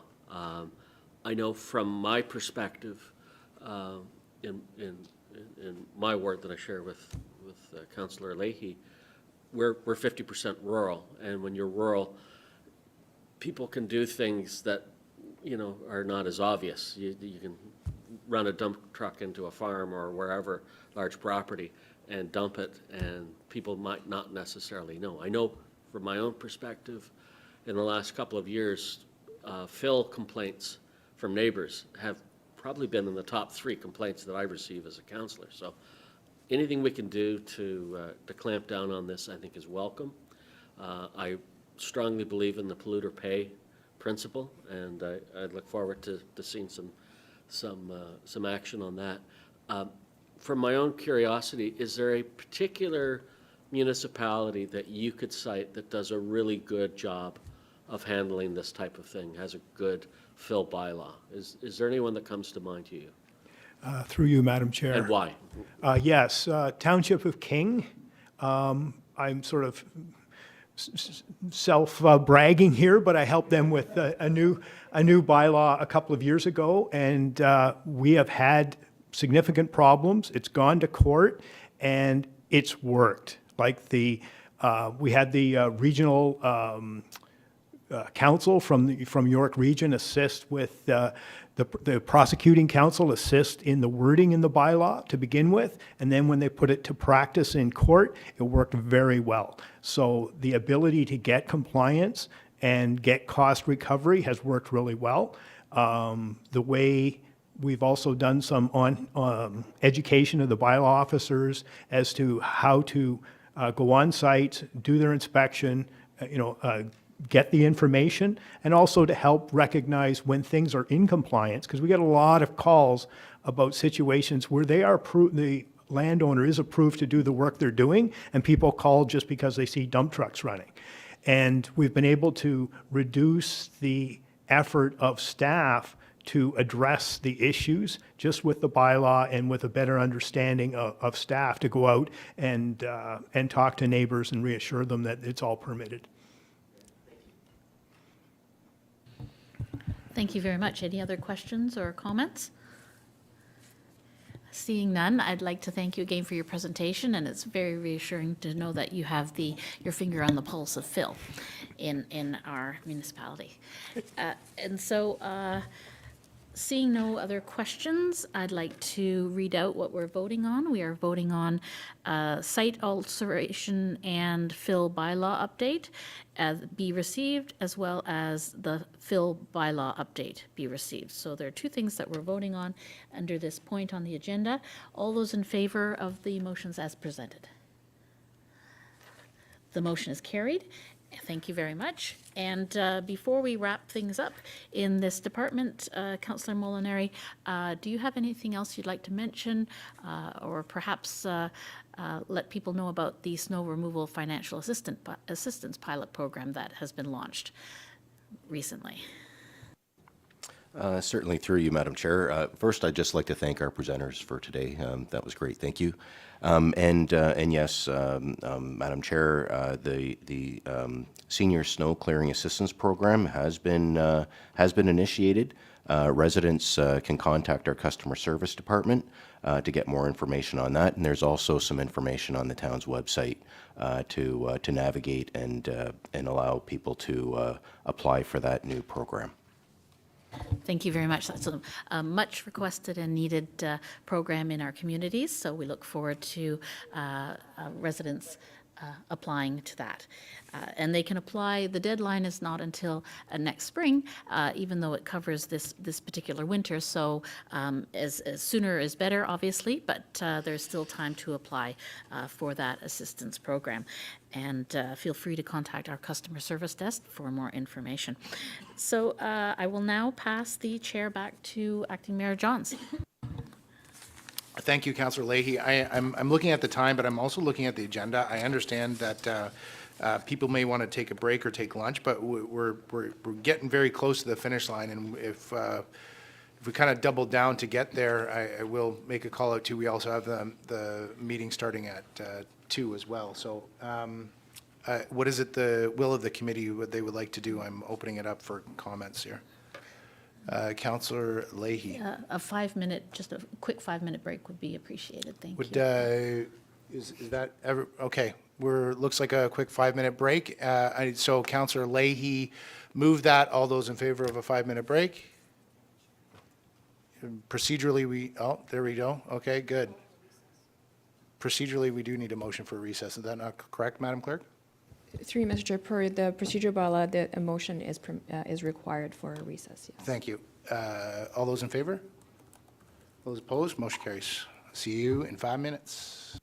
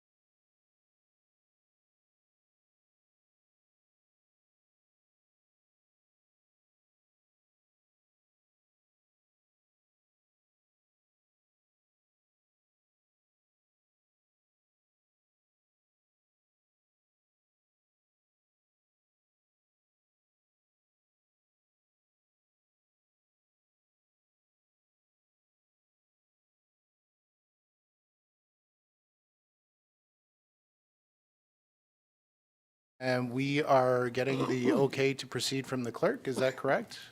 Great, and with that, I actually am taking the gavel and passing it to Councillor Roy-DiClemente to chair the next department. Thank you, Mr. Acting Mayor.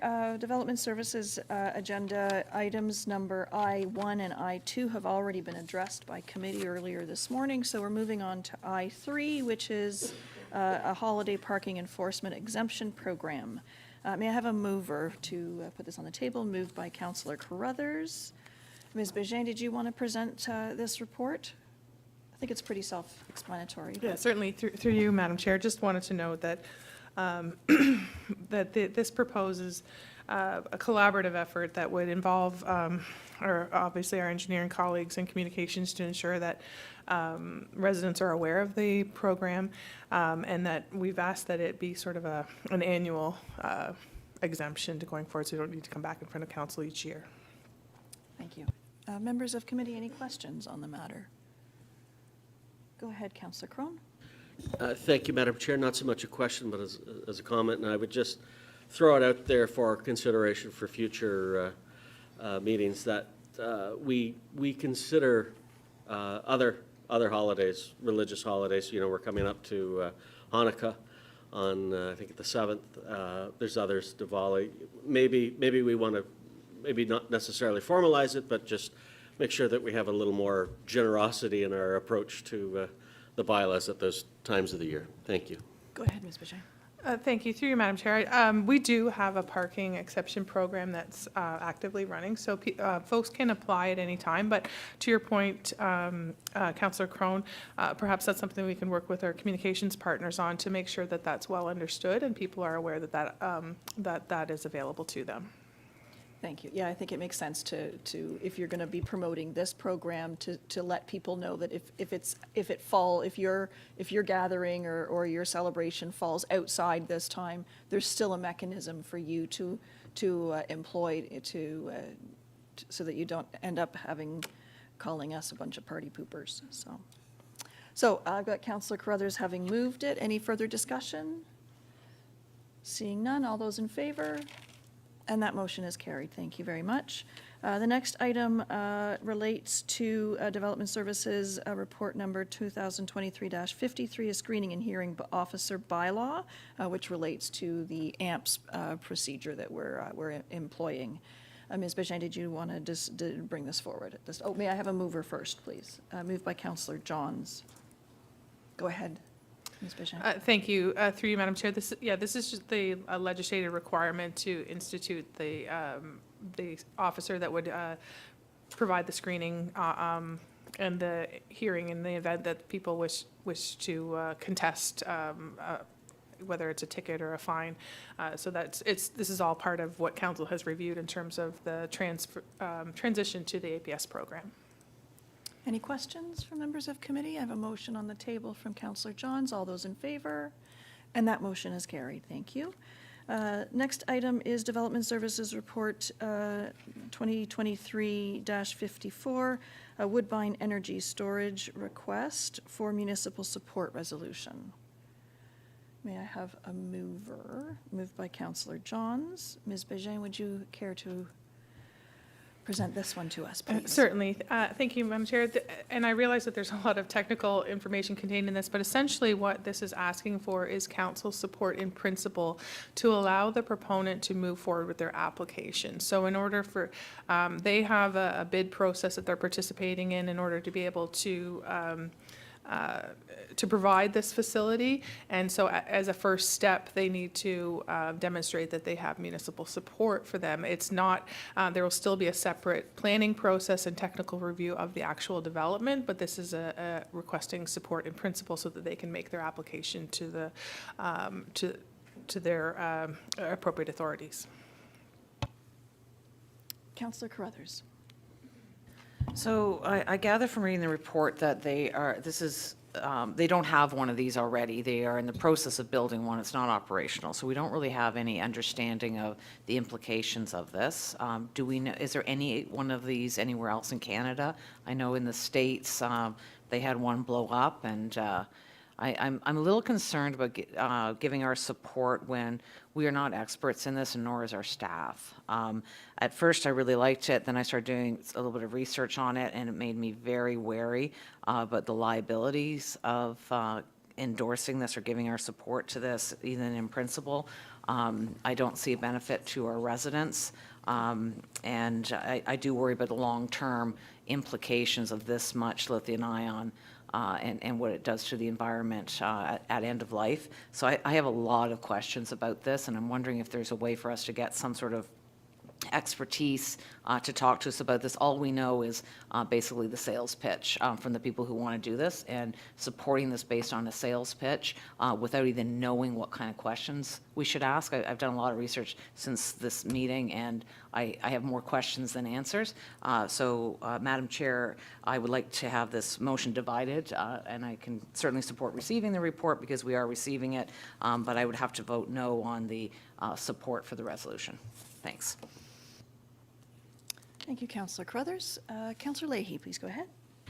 Thank you very much through you, Madam Chair.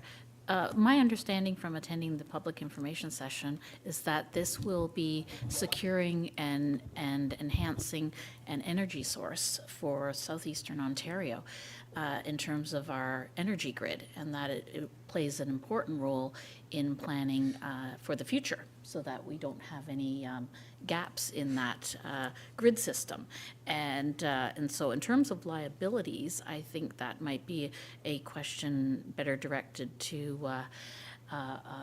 what type of liability you're talking about might be better directed to our CAO. But I did have one question for our General Manager Bégin, and that's with regard to when you talk about liabilities and risks, in terms of training, which was referred to at the public information session, that firefighters are provided with training on this type of lithium battery installation. And so in terms of that future training, if this is welcomed into our community, who would be paying for that training? And either General Manager Bégin or our fire chief, whoever Madam Chair feels is appropriate to answer that question. Yeah. Thank you. I think Ms. Bégin can answer because I believe it was contained in your report, correct? Yes, that's correct. So the cost will be borne by the proponent for anything else. I do want to note that we have not completed a technical review of the process or of the proposal. What they're requesting, and it is.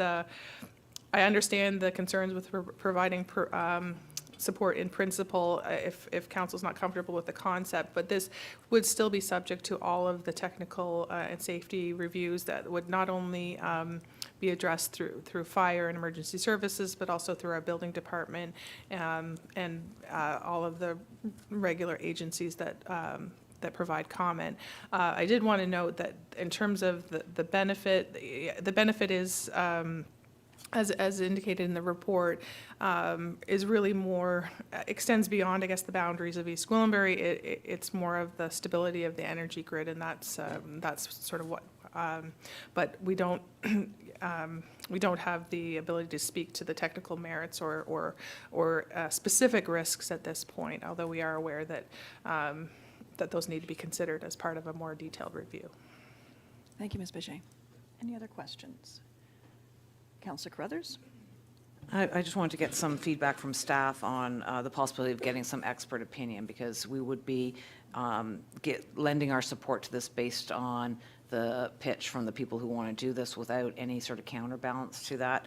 I think there's significant safety issues that council should take very seriously before putting forward a support resolution for a brand new technology. This could end up being very, very safe, and I'm happy to jump on it if it is. But until we have that, asking for a support resolution from council on an unknown, untried application, I think is somewhat concerning. So my question is, can we get an expert opinion to come and talk to us about the safety of this?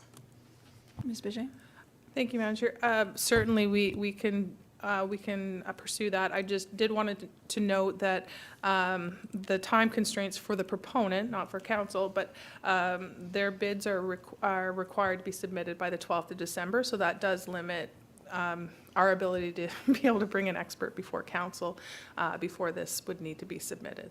So we're being asked to just trust them, take their word for it because they've got a deadline. Sorry, that's not really a question. Thank you. Councillor Crothers is more of a statement. I have Councillor Foster and then Councillor Johns. Go ahead, sir. Thank you. Just to try and clear the waters as they're, I think, getting a little muddied here. We know that there's all kinds of questions about lithium-ion batteries and all the issues that Councillor Crothers brought up, and they needed to be brought up.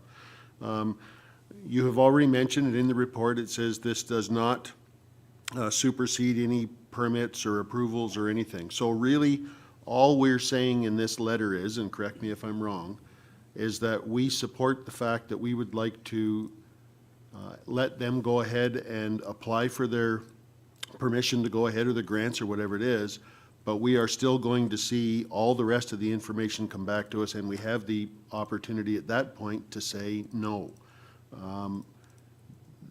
I mean, anything that can supply the grid, we've all been around here long enough to remember the word brownout. If they can supply the grid and direct it in certain areas, this is something that's definitely needed. So I think it does benefit, but we just need to reinforce the fact that we're giving them go-ahead to get their permissions and come back and prove to us what they want to build is safe, and then we have the opportunity to say yes or no. Councillor Johns. Actually, I was going to echo what Councillor Foster was saying. It was my understanding that this is a first step in an exploratory nature with a potential partner within the community that is looking to do this. I saw nods while Councillor Foster was answering the question that we still have the right on the other items moving forward to make these decisions that would be impactful for the municipality. And so I'm still getting the nod, so I don't think we need the response, but I will be voting in support of this because it's an exploratory nature and, again, supporting the grid, diversified tax base, new opportunities within EG. I will be voting to support as it is only a mere first step in the journey. Thank you. I think also that we also need to consider the alternative, which would be a natural gas-fired peaker plant, which is much more objectionable, I think. And so I also feel that we need to have a look at or understand that the IESO also has to do their due diligence as well, and that regulatory body does have the technical expertise. Councillor Crone, I thought I saw your... Yeah, thank Go you, ahead. Madam Chair. Actually, I agree with everything that's been said by all my colleagues. I do have a lot of questions about this going forward. I think it is preferable than a natural gas peaker plant, for sure. I would, but because I don't have all the information yet, I feel like we're being rushed to give what I would call an endorsement letter. I would rather just say we don't object to it. I know it's a nuanced way of phrasing it, but the say we endorse it means that we've kind of bought all in, and I don't know if that's necessarily true, but saying we don't object at this point further to more information may be more accurate. Just my 2 cents worth. Thank you. Ms. Bijan, can you clarify for us the support resolution that's being asked for us to pass? Can we maybe put it on the screen? Madam Clerk? Through Madam Chair, just bear with us for a moment. Our deputy is just pulling it up.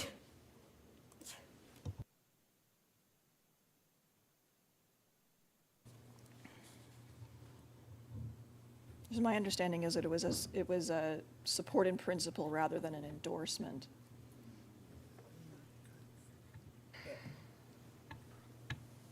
Just get it up on the screen, and then I see your hand, Councillor Crothers. It does say support. Go ahead, Ms. Bijan. If we look to sort of in the report, the last paragraph before we get to the background section, that the resolution's sole purpose is to enable the proponent to receive rated criteria points. And then later it says that it is not to be used for any purpose of any other form of approval in relation to the proposal or the so I think it really just, this is speaking to the ability to apply and to initiate, as Councillor Johns has said, the exploratory process. It does not confer any sort of approval of the actual establishment or the project itself. Members of committee, I had Councillor Carruthers first, and then you, Councillor Johns. We didn't get an answer when Councillor Foster asked, he said he's assuming that we can still say no at a later date. So what, I want to really get that nailed down.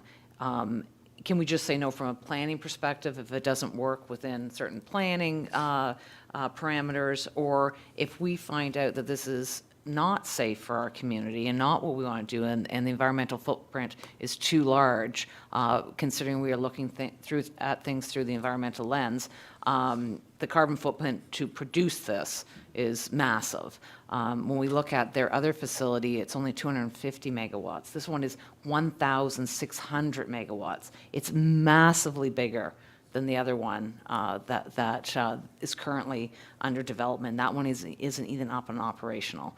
I think that we need to really, really consider this. It could, in the end, be very good, like I said. I just want more information, and it sounds like they're asking for us to support the development, construction, and operation of something that we know very little about, for the sole purpose to get them a better rated criteria in their application. So we are being rushed to do this because they got to us too late. So I don't think it is right to put us in that position, that we are supporting the development, construction, and operation of something that we know very little about, that hasn't been done before. So I just want to be perfectly clear that we can say no based on any criteria that we choose, that if we put forward this resolution saying that we support it, can we still say no if we decide later that this is not something that we want in our community? Ms. Berger? Thank you, Madam Chair. I just wanted to clarify that it's my understanding, and not, we're not in a position of being for or against, but just want to clarify that it's my understanding that the timelines were imposed by the IESO, and it was not the proponent. This was and it was very recent that these timelines were introduced. As to the ability to say no, I'll maybe invite our chief building official to speak to some of the building code considerations. From a planning perspective in general, the use is considered appropriate within the zoning, but in terms of the specifics of what is being proposed, chief building official may be able to provide comment. Mr. Zanyi, I see you here in the chambers.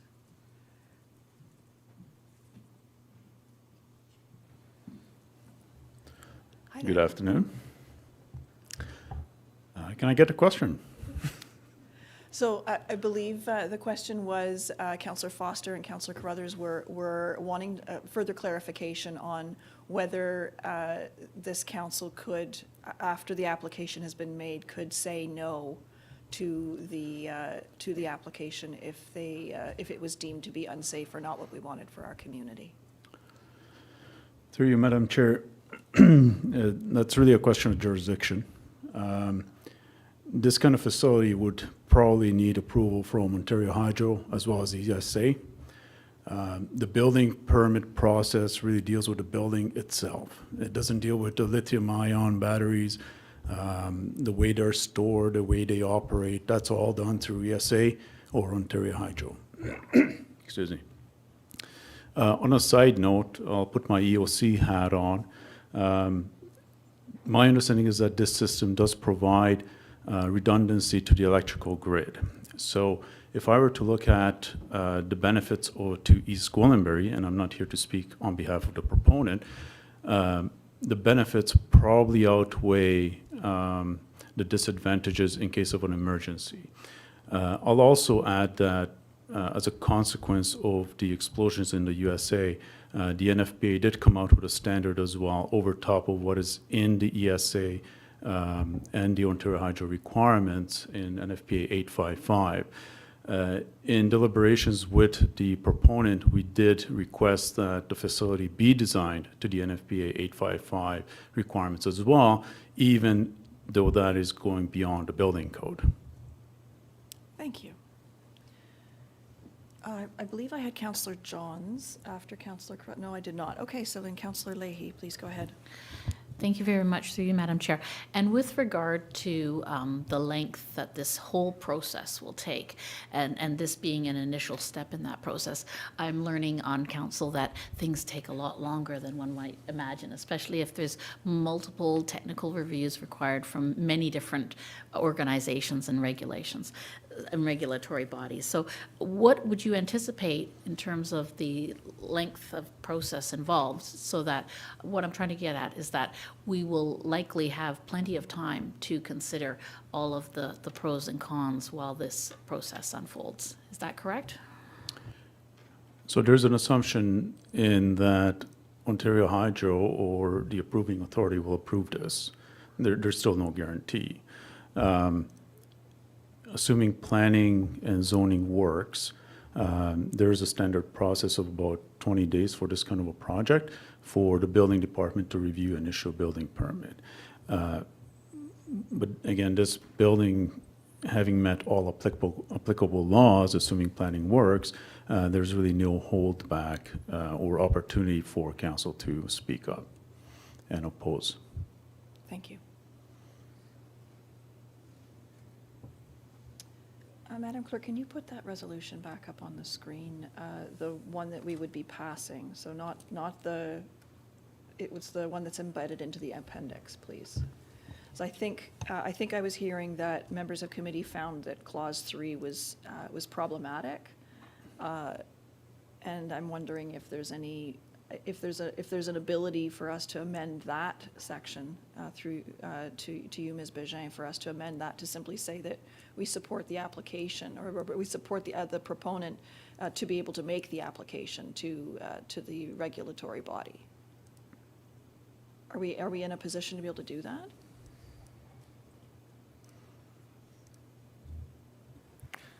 Through you, Madam Chair, I believe that council can word it however they feel is appropriate, certainly. Again, this is not providing the letter of support. It provides, well, I guess the result would be that this doesn't go forward. Providing the letter of support or the resolution of support suggests that it may go forward subject to appropriate approvals. So, thank you. Members of committee, how do you, I know Councillor Carruthers feels about this. I know that others have expressed an interest in allowing for the process to continue. So I'm trying to find a way for us to be comfortable with allowing the process to start working its way through the system. Councillor Carruthers, you had your hand up. I'm wondering if our legal can weigh in on it. What I'm struggling, first of all, I want to thank you for your somewhat expert opinion on this. So it was nice to hear from someone other than the proponent for this. I would very much like to get a legal opinion about what it means to support this. I understand the importance to the grid. What I don't understand is if we don't send this letter, what happens? The government's going to look at where it's best to locate this. It's going to serve all of Ontario. It's not like we're going to have brownouts and no one else is, or vice versa. So it's, do we want this facility located in East Gwillimbury? And so what happens if we say no? Does that mean that they build it in Durham instead? You know, I just want to get an idea of what are the implications if we say no, and what is our legal liability if we say yes, and this is found to cause problems. I think that we have to really think about the immense size of this operation. You know, hundreds of times bigger than anything that we have like that. Ms. Ingram? Through you, Madam Chair, without having the opportunity to look at the actual proposed, the RFP rules, it's very difficult for me to answer that question. So I won't attempt to answer one of the questions in terms of what happens if we don't sign it. What I can say, however, is typically these kind of, they're templates for wording, and I think there is some latitude of this council to craft something that's more or less definitive sounding, like, which is what that sounds like, supports the development, construction, and operation.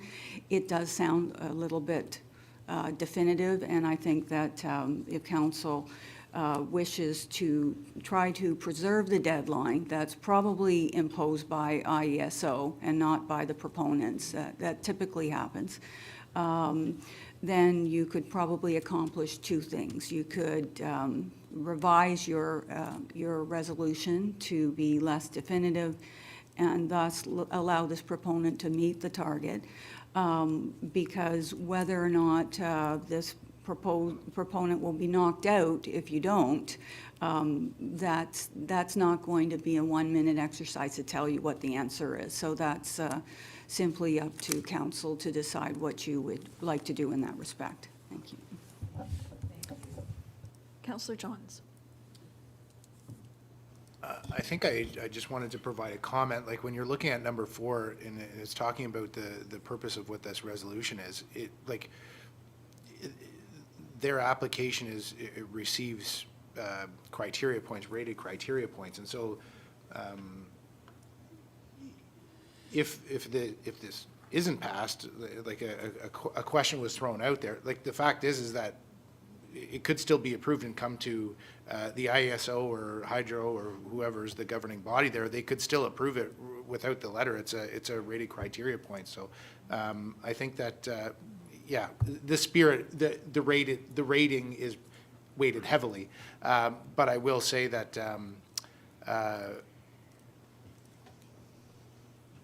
I will say in the spirit of that, like you could go forward. I think that I'm still in favor of exploring it.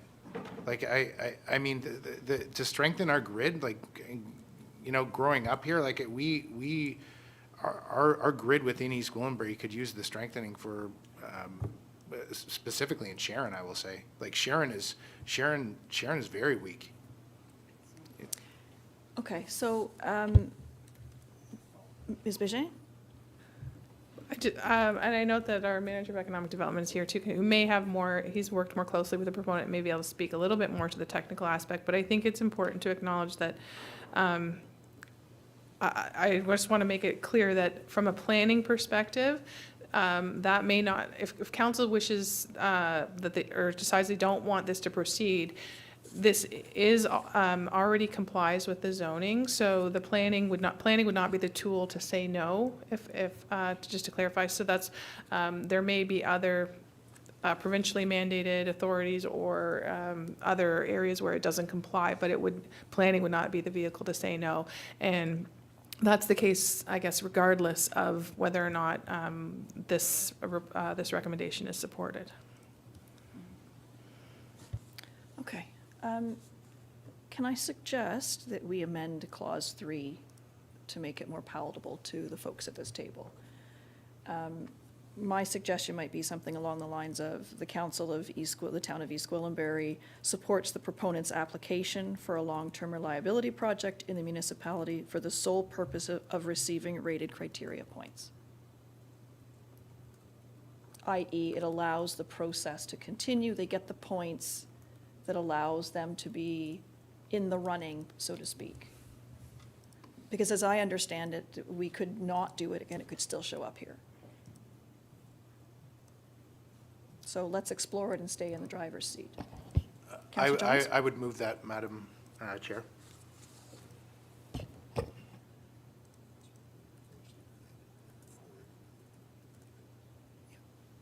Any other comments? So I've got a motion from Councillor Johns that we amend the third clause of the resolution that's been presented to us. And I know Madam Clerk is busily clicking away, and perhaps once she's got there, she can throw that up on the screen for us, please.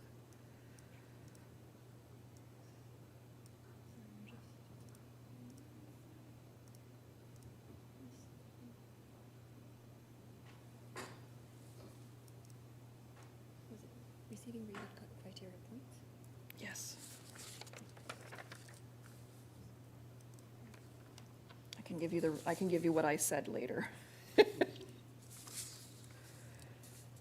Through Madam Chair, for sake of clarity, the way that the resolution is crafted on the agenda right now, the second clause of the agenda is just referencing that the resolution as drafted in the body of the report be approved.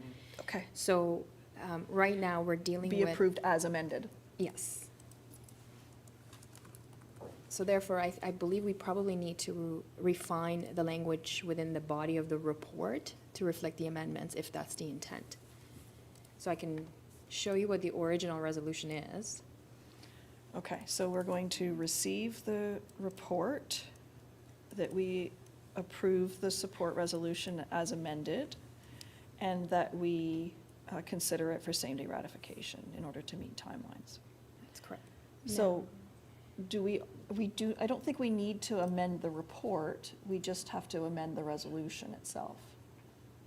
And that's the thing, with the resolution as it's reading right now, it's just very plain.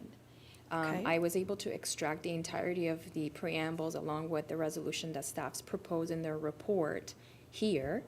And I believe the inference was from council to make a change in this section. Okay. Now therefore be resolved that the Council of the Town of East Gorhambury supports the proponent's application for the long-term reliability project for the sole purpose of receiving the rated criteria points. So we can do it this way, or we can adopt it here at committee, and when we bring it to council, we can have the actual resolution ready to go. What do you think? Councillor Johns, it's your resolution. Yeah, I moved it. I'm okay with this. This is very clear that, in my mind, that it's approved as amended, and then we have the amendment there. Like, I'm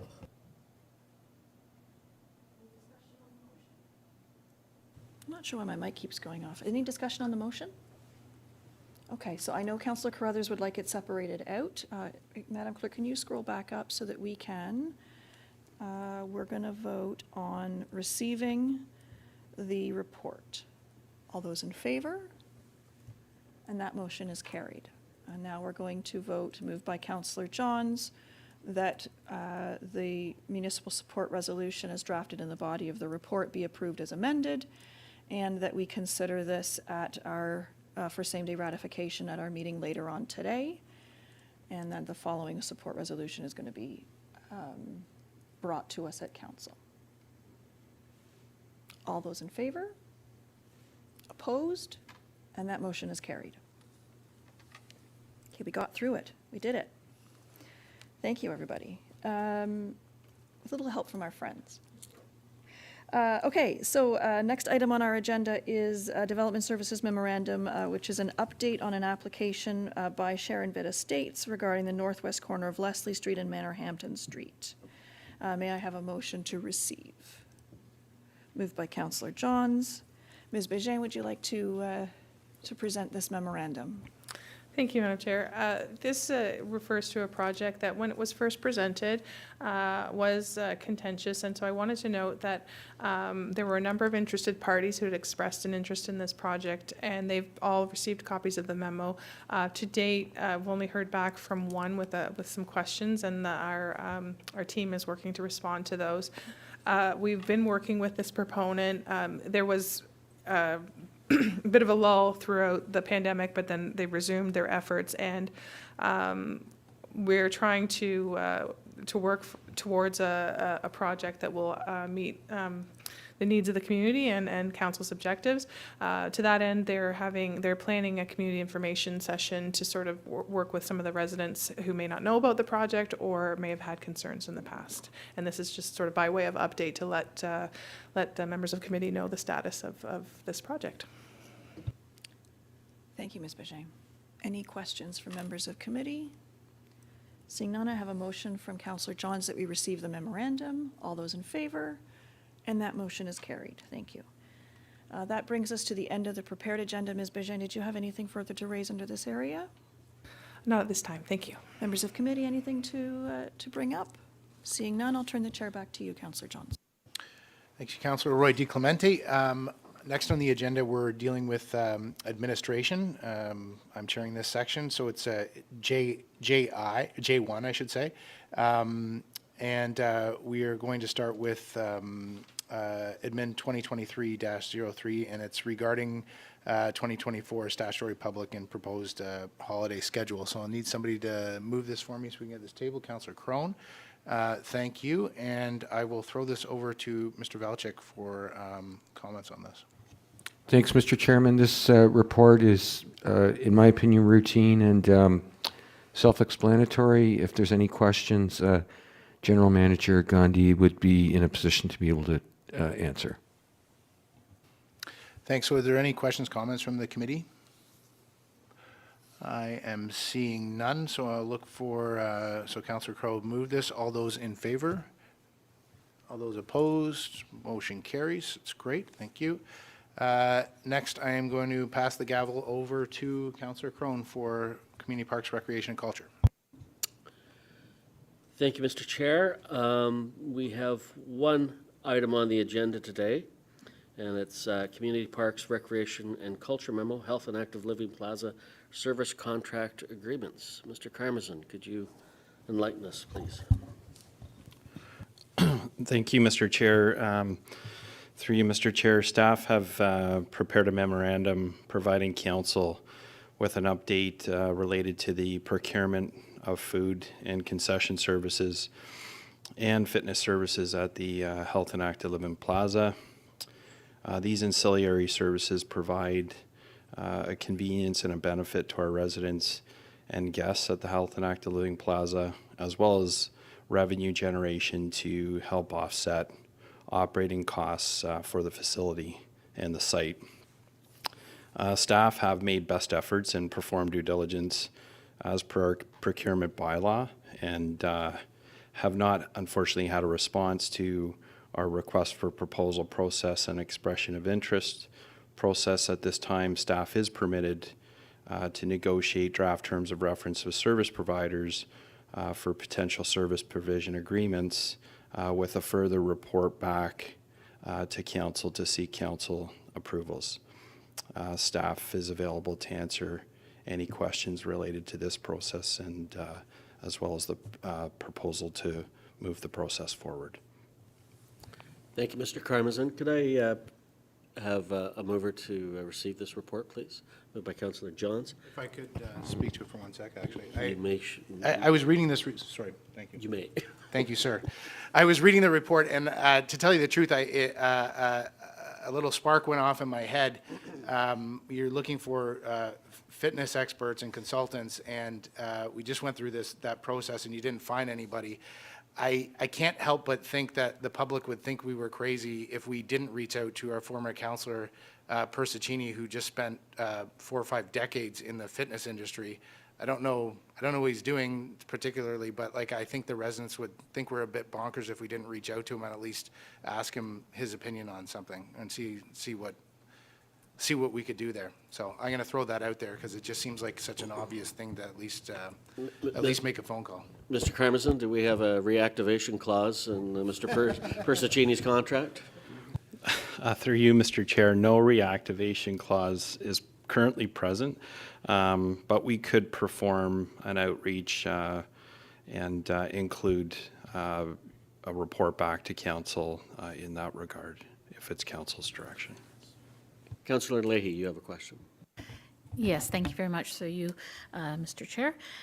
I have a couple of questions. As I was reading the memorandum, a couple of things came to mind about the implications of having external contracts with service providers in the fitness industry, et cetera, and all with the goal of reducing operating costs. So if we hypothetically hired and engaged in contracts with outside fitness professionals, would that be in any way prohibiting residents from participating in some of the facilities in the future. My question being, for example, the track, the indoor walking track that is going to be in the Health and Active Living Plaza, I'm assuming that that's free and accessible to all residents. But if we bring in outside contractors, is there the implication that the residents would then have to pay those outside contractors to access certain parts of the facilities? Is that a possibility in the future? Mr. Karmazin?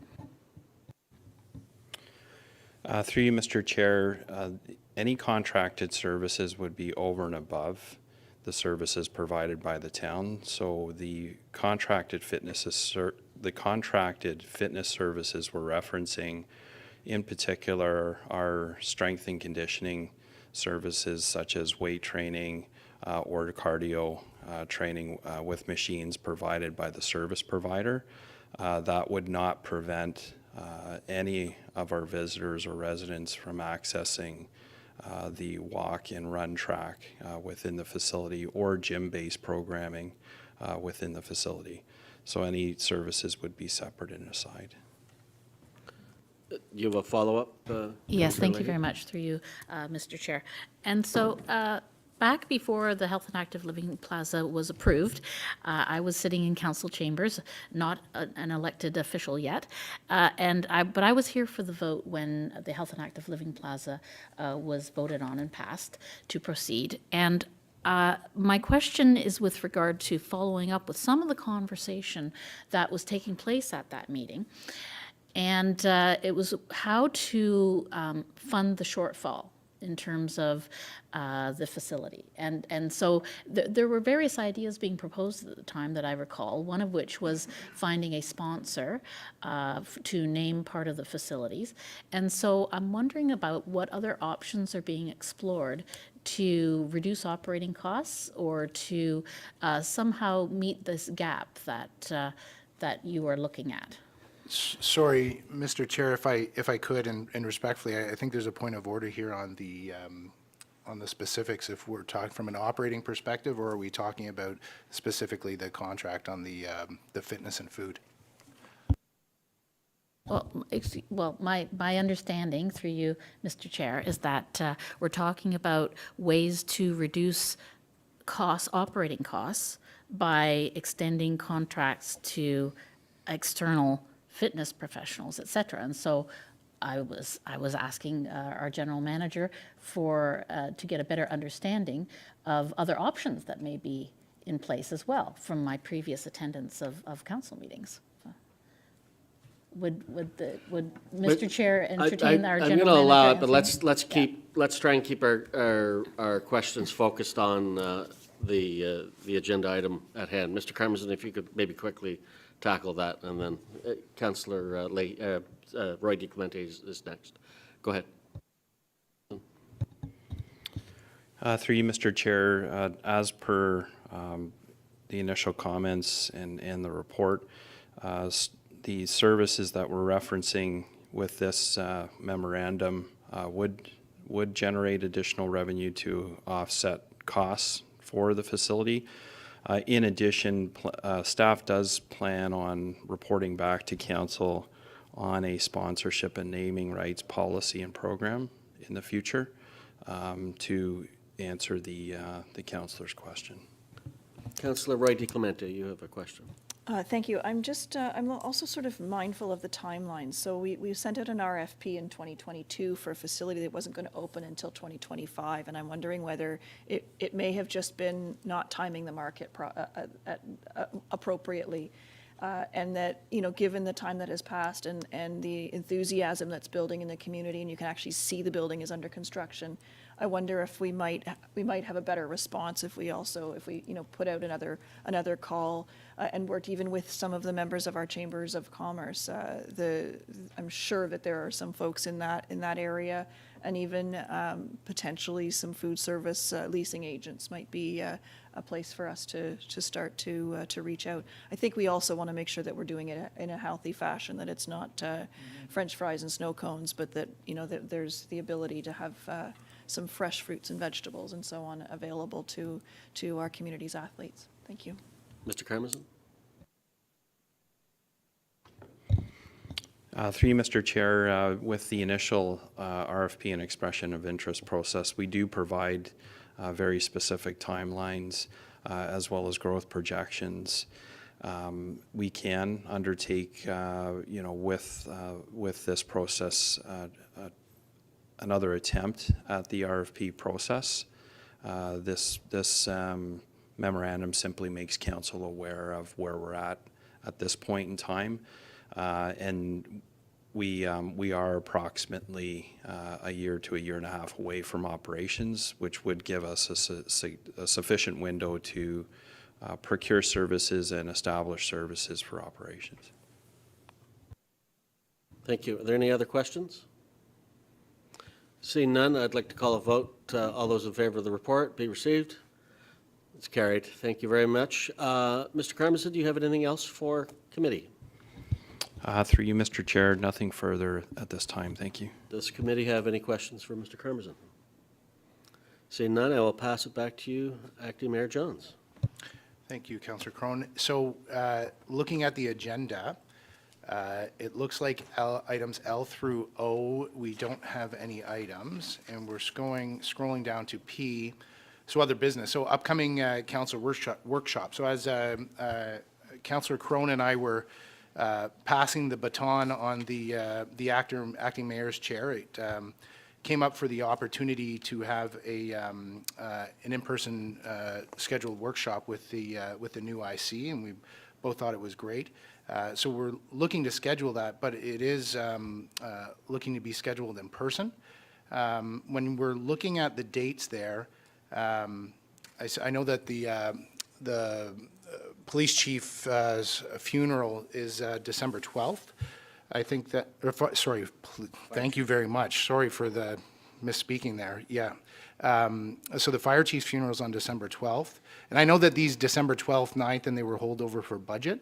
And I'm also thinking about the fact that we staff are shutting down on the in-between. This has been quite a heavy season. If staff needed to end up preparing the agenda, they would be needing to do that in the next week or so to make sure that they're meeting the procedural bylaws to get the agendas out in advance. And so what I'm looking to do, and if I will check in with our CAO if we could, and after discussion with Councillor Crone while he was in the acting mayor chair to line these things up, I think that it would be prudent for us to remove the December 12th and January 9th as we don't need them, as they were placeholders, traditionally placeholders for the budget conversations, and that I would love to have the opportunity to do in person. I recognize that our procedural bylaw allows for hybrid, but I think that it is very important from the perspective of being able to give the Integrity Commissioner time to be in person. It would be great if, given the amount of notice, February 13th, I think it would be great to have everybody in person. So don't know if first our CAO can comment on that and then open up for discussion. Thank you, Mr. Chairman. From staff's perspective, we're really at the will of committee and council, and certainly if the desire is to open those two dates up and remove the meeting timeframes. I believe in the past for the December and January dates, it's not uncommon that they can be removed. They're really there as placeholders if there is information or work that needs to be done, such as budget deliberations that might spill over. But given that that may not be required this year, there's no concern from staff's perspective if you move to the February time slot. So I'll ask if any members of committee have any. Yeah, Councillor Lahey. Thank you very much. Through you, Acting Mayor Johns.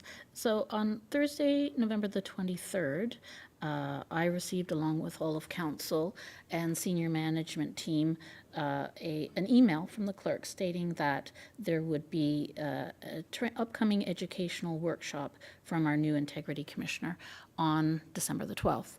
And as far as our bylaws go, there is we have hybrid meeting arrangements. So nowhere in the email did it say that it had to be in person, that it could also be attended virtually. And so I'm just wondering what changed between December 12th and today's meeting in terms of canceling a meeting that we had in our agenda for almost a year. Thanks, Councillor Lahey. Councillor Crone, do you want to speak to that? And then Yeah, happy to speak to that, Mr. Chair. At the time, the clerk had apprised me of this, but said in our discussion that the Integrity Commissioner would prefer for everyone to be present, not virtual. And at the time, I didn't think that would be an issue. I was wrong. I solicited feedback from other members of council. Some had made plans based on our bylaws that allow for virtual hybrid attendance.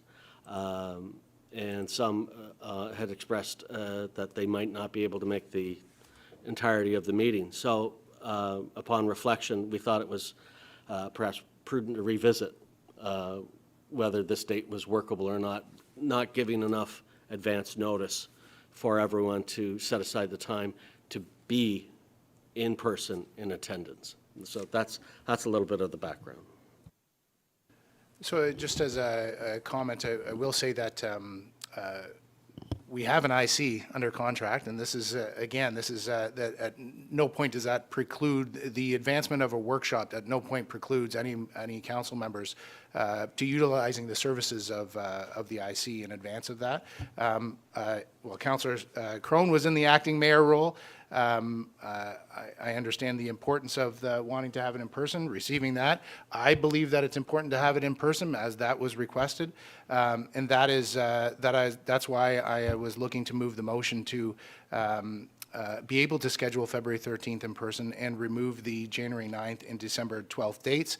And given the fact that that was the plan, I personally would. I do want to attend the fire chief's funeral on December 12th, and so I don't know. I'm sitting here in the chair role. I am suggesting that is the motion. I'm wondering if somebody can move that. I'm not sure if Councillor Roy-DiClemente is wanting to move or to speak, but I will defer to her. I can do both, actually. I did want to speak a couple of thoughts. First off, Chief Lang was actually a resident of East Gwillimbury, a long-term resident of ours. So while we join our colleagues in grieving, he's also one of ours as well. So from that perspective, I think it's important to keep that in mind. We have canceled workshops in the past. That happens regularly. I guess through you, Mr. Chair, I wanted to ask staff if there were any workshop subjects that they had in the hopper that would be eligible for, that might be one that could be done virtually, so that we could, if we want to keep moving the business of the municipality forward, if we wanted to keep the 12th and the 9th. Traditionally, we've kept the 12th because if budget went long and we needed to do some more arm wrestling, we could. And so that usually gets canceled. But I'm just wondering if there's anything that staff would like to bring to us in the December or January timeframes. Mr. Chairman, the only one that was somewhat time sensitive was the property standards item, which we wanted to get back to committee. I'm advised by the general manager that that's a very brief update, so it wouldn't constitute, you wouldn't convene a workshop just for that purpose, and we believe we can accommodate that on the 19th of December. So in that regard, there's nothing else that's time sensitive in that window of time that I'm aware of. I'm also going to be mindful of the fact that while we can do our very best to be in person, the reality is that if any one of us falls prey to a viral bug, then I'd like us all to be virtual if that's the case. So, I mean, this is a best-case scenario, but if one of us is sick, then we're not going to be able to be there in person. But this is what we're aiming towards, being there in person. So to that end, Mr. Chair, I'm happy to move that we eliminate the 12th and the 9th from our calendars, and that we work towards an in-person workshop on the 13th. Great, thank you. We've had discussion. Any further discussion? All those in favor? Mr. Chair, Yeah. can we also, I'd like to add to my resolution that we forward that to our meeting later this afternoon in an hour. Yeah. So with that amendment, all those in favor? All those opposed? Motion carries. Move adjournment. Thank you very much. That's Q. Moving adjournment. Councillor Roy-DiClemente, all those in favor? All those opposed? All right. Thank you, everyone, for that great work. We are adjourned, and we will see you back at 2 o'clock.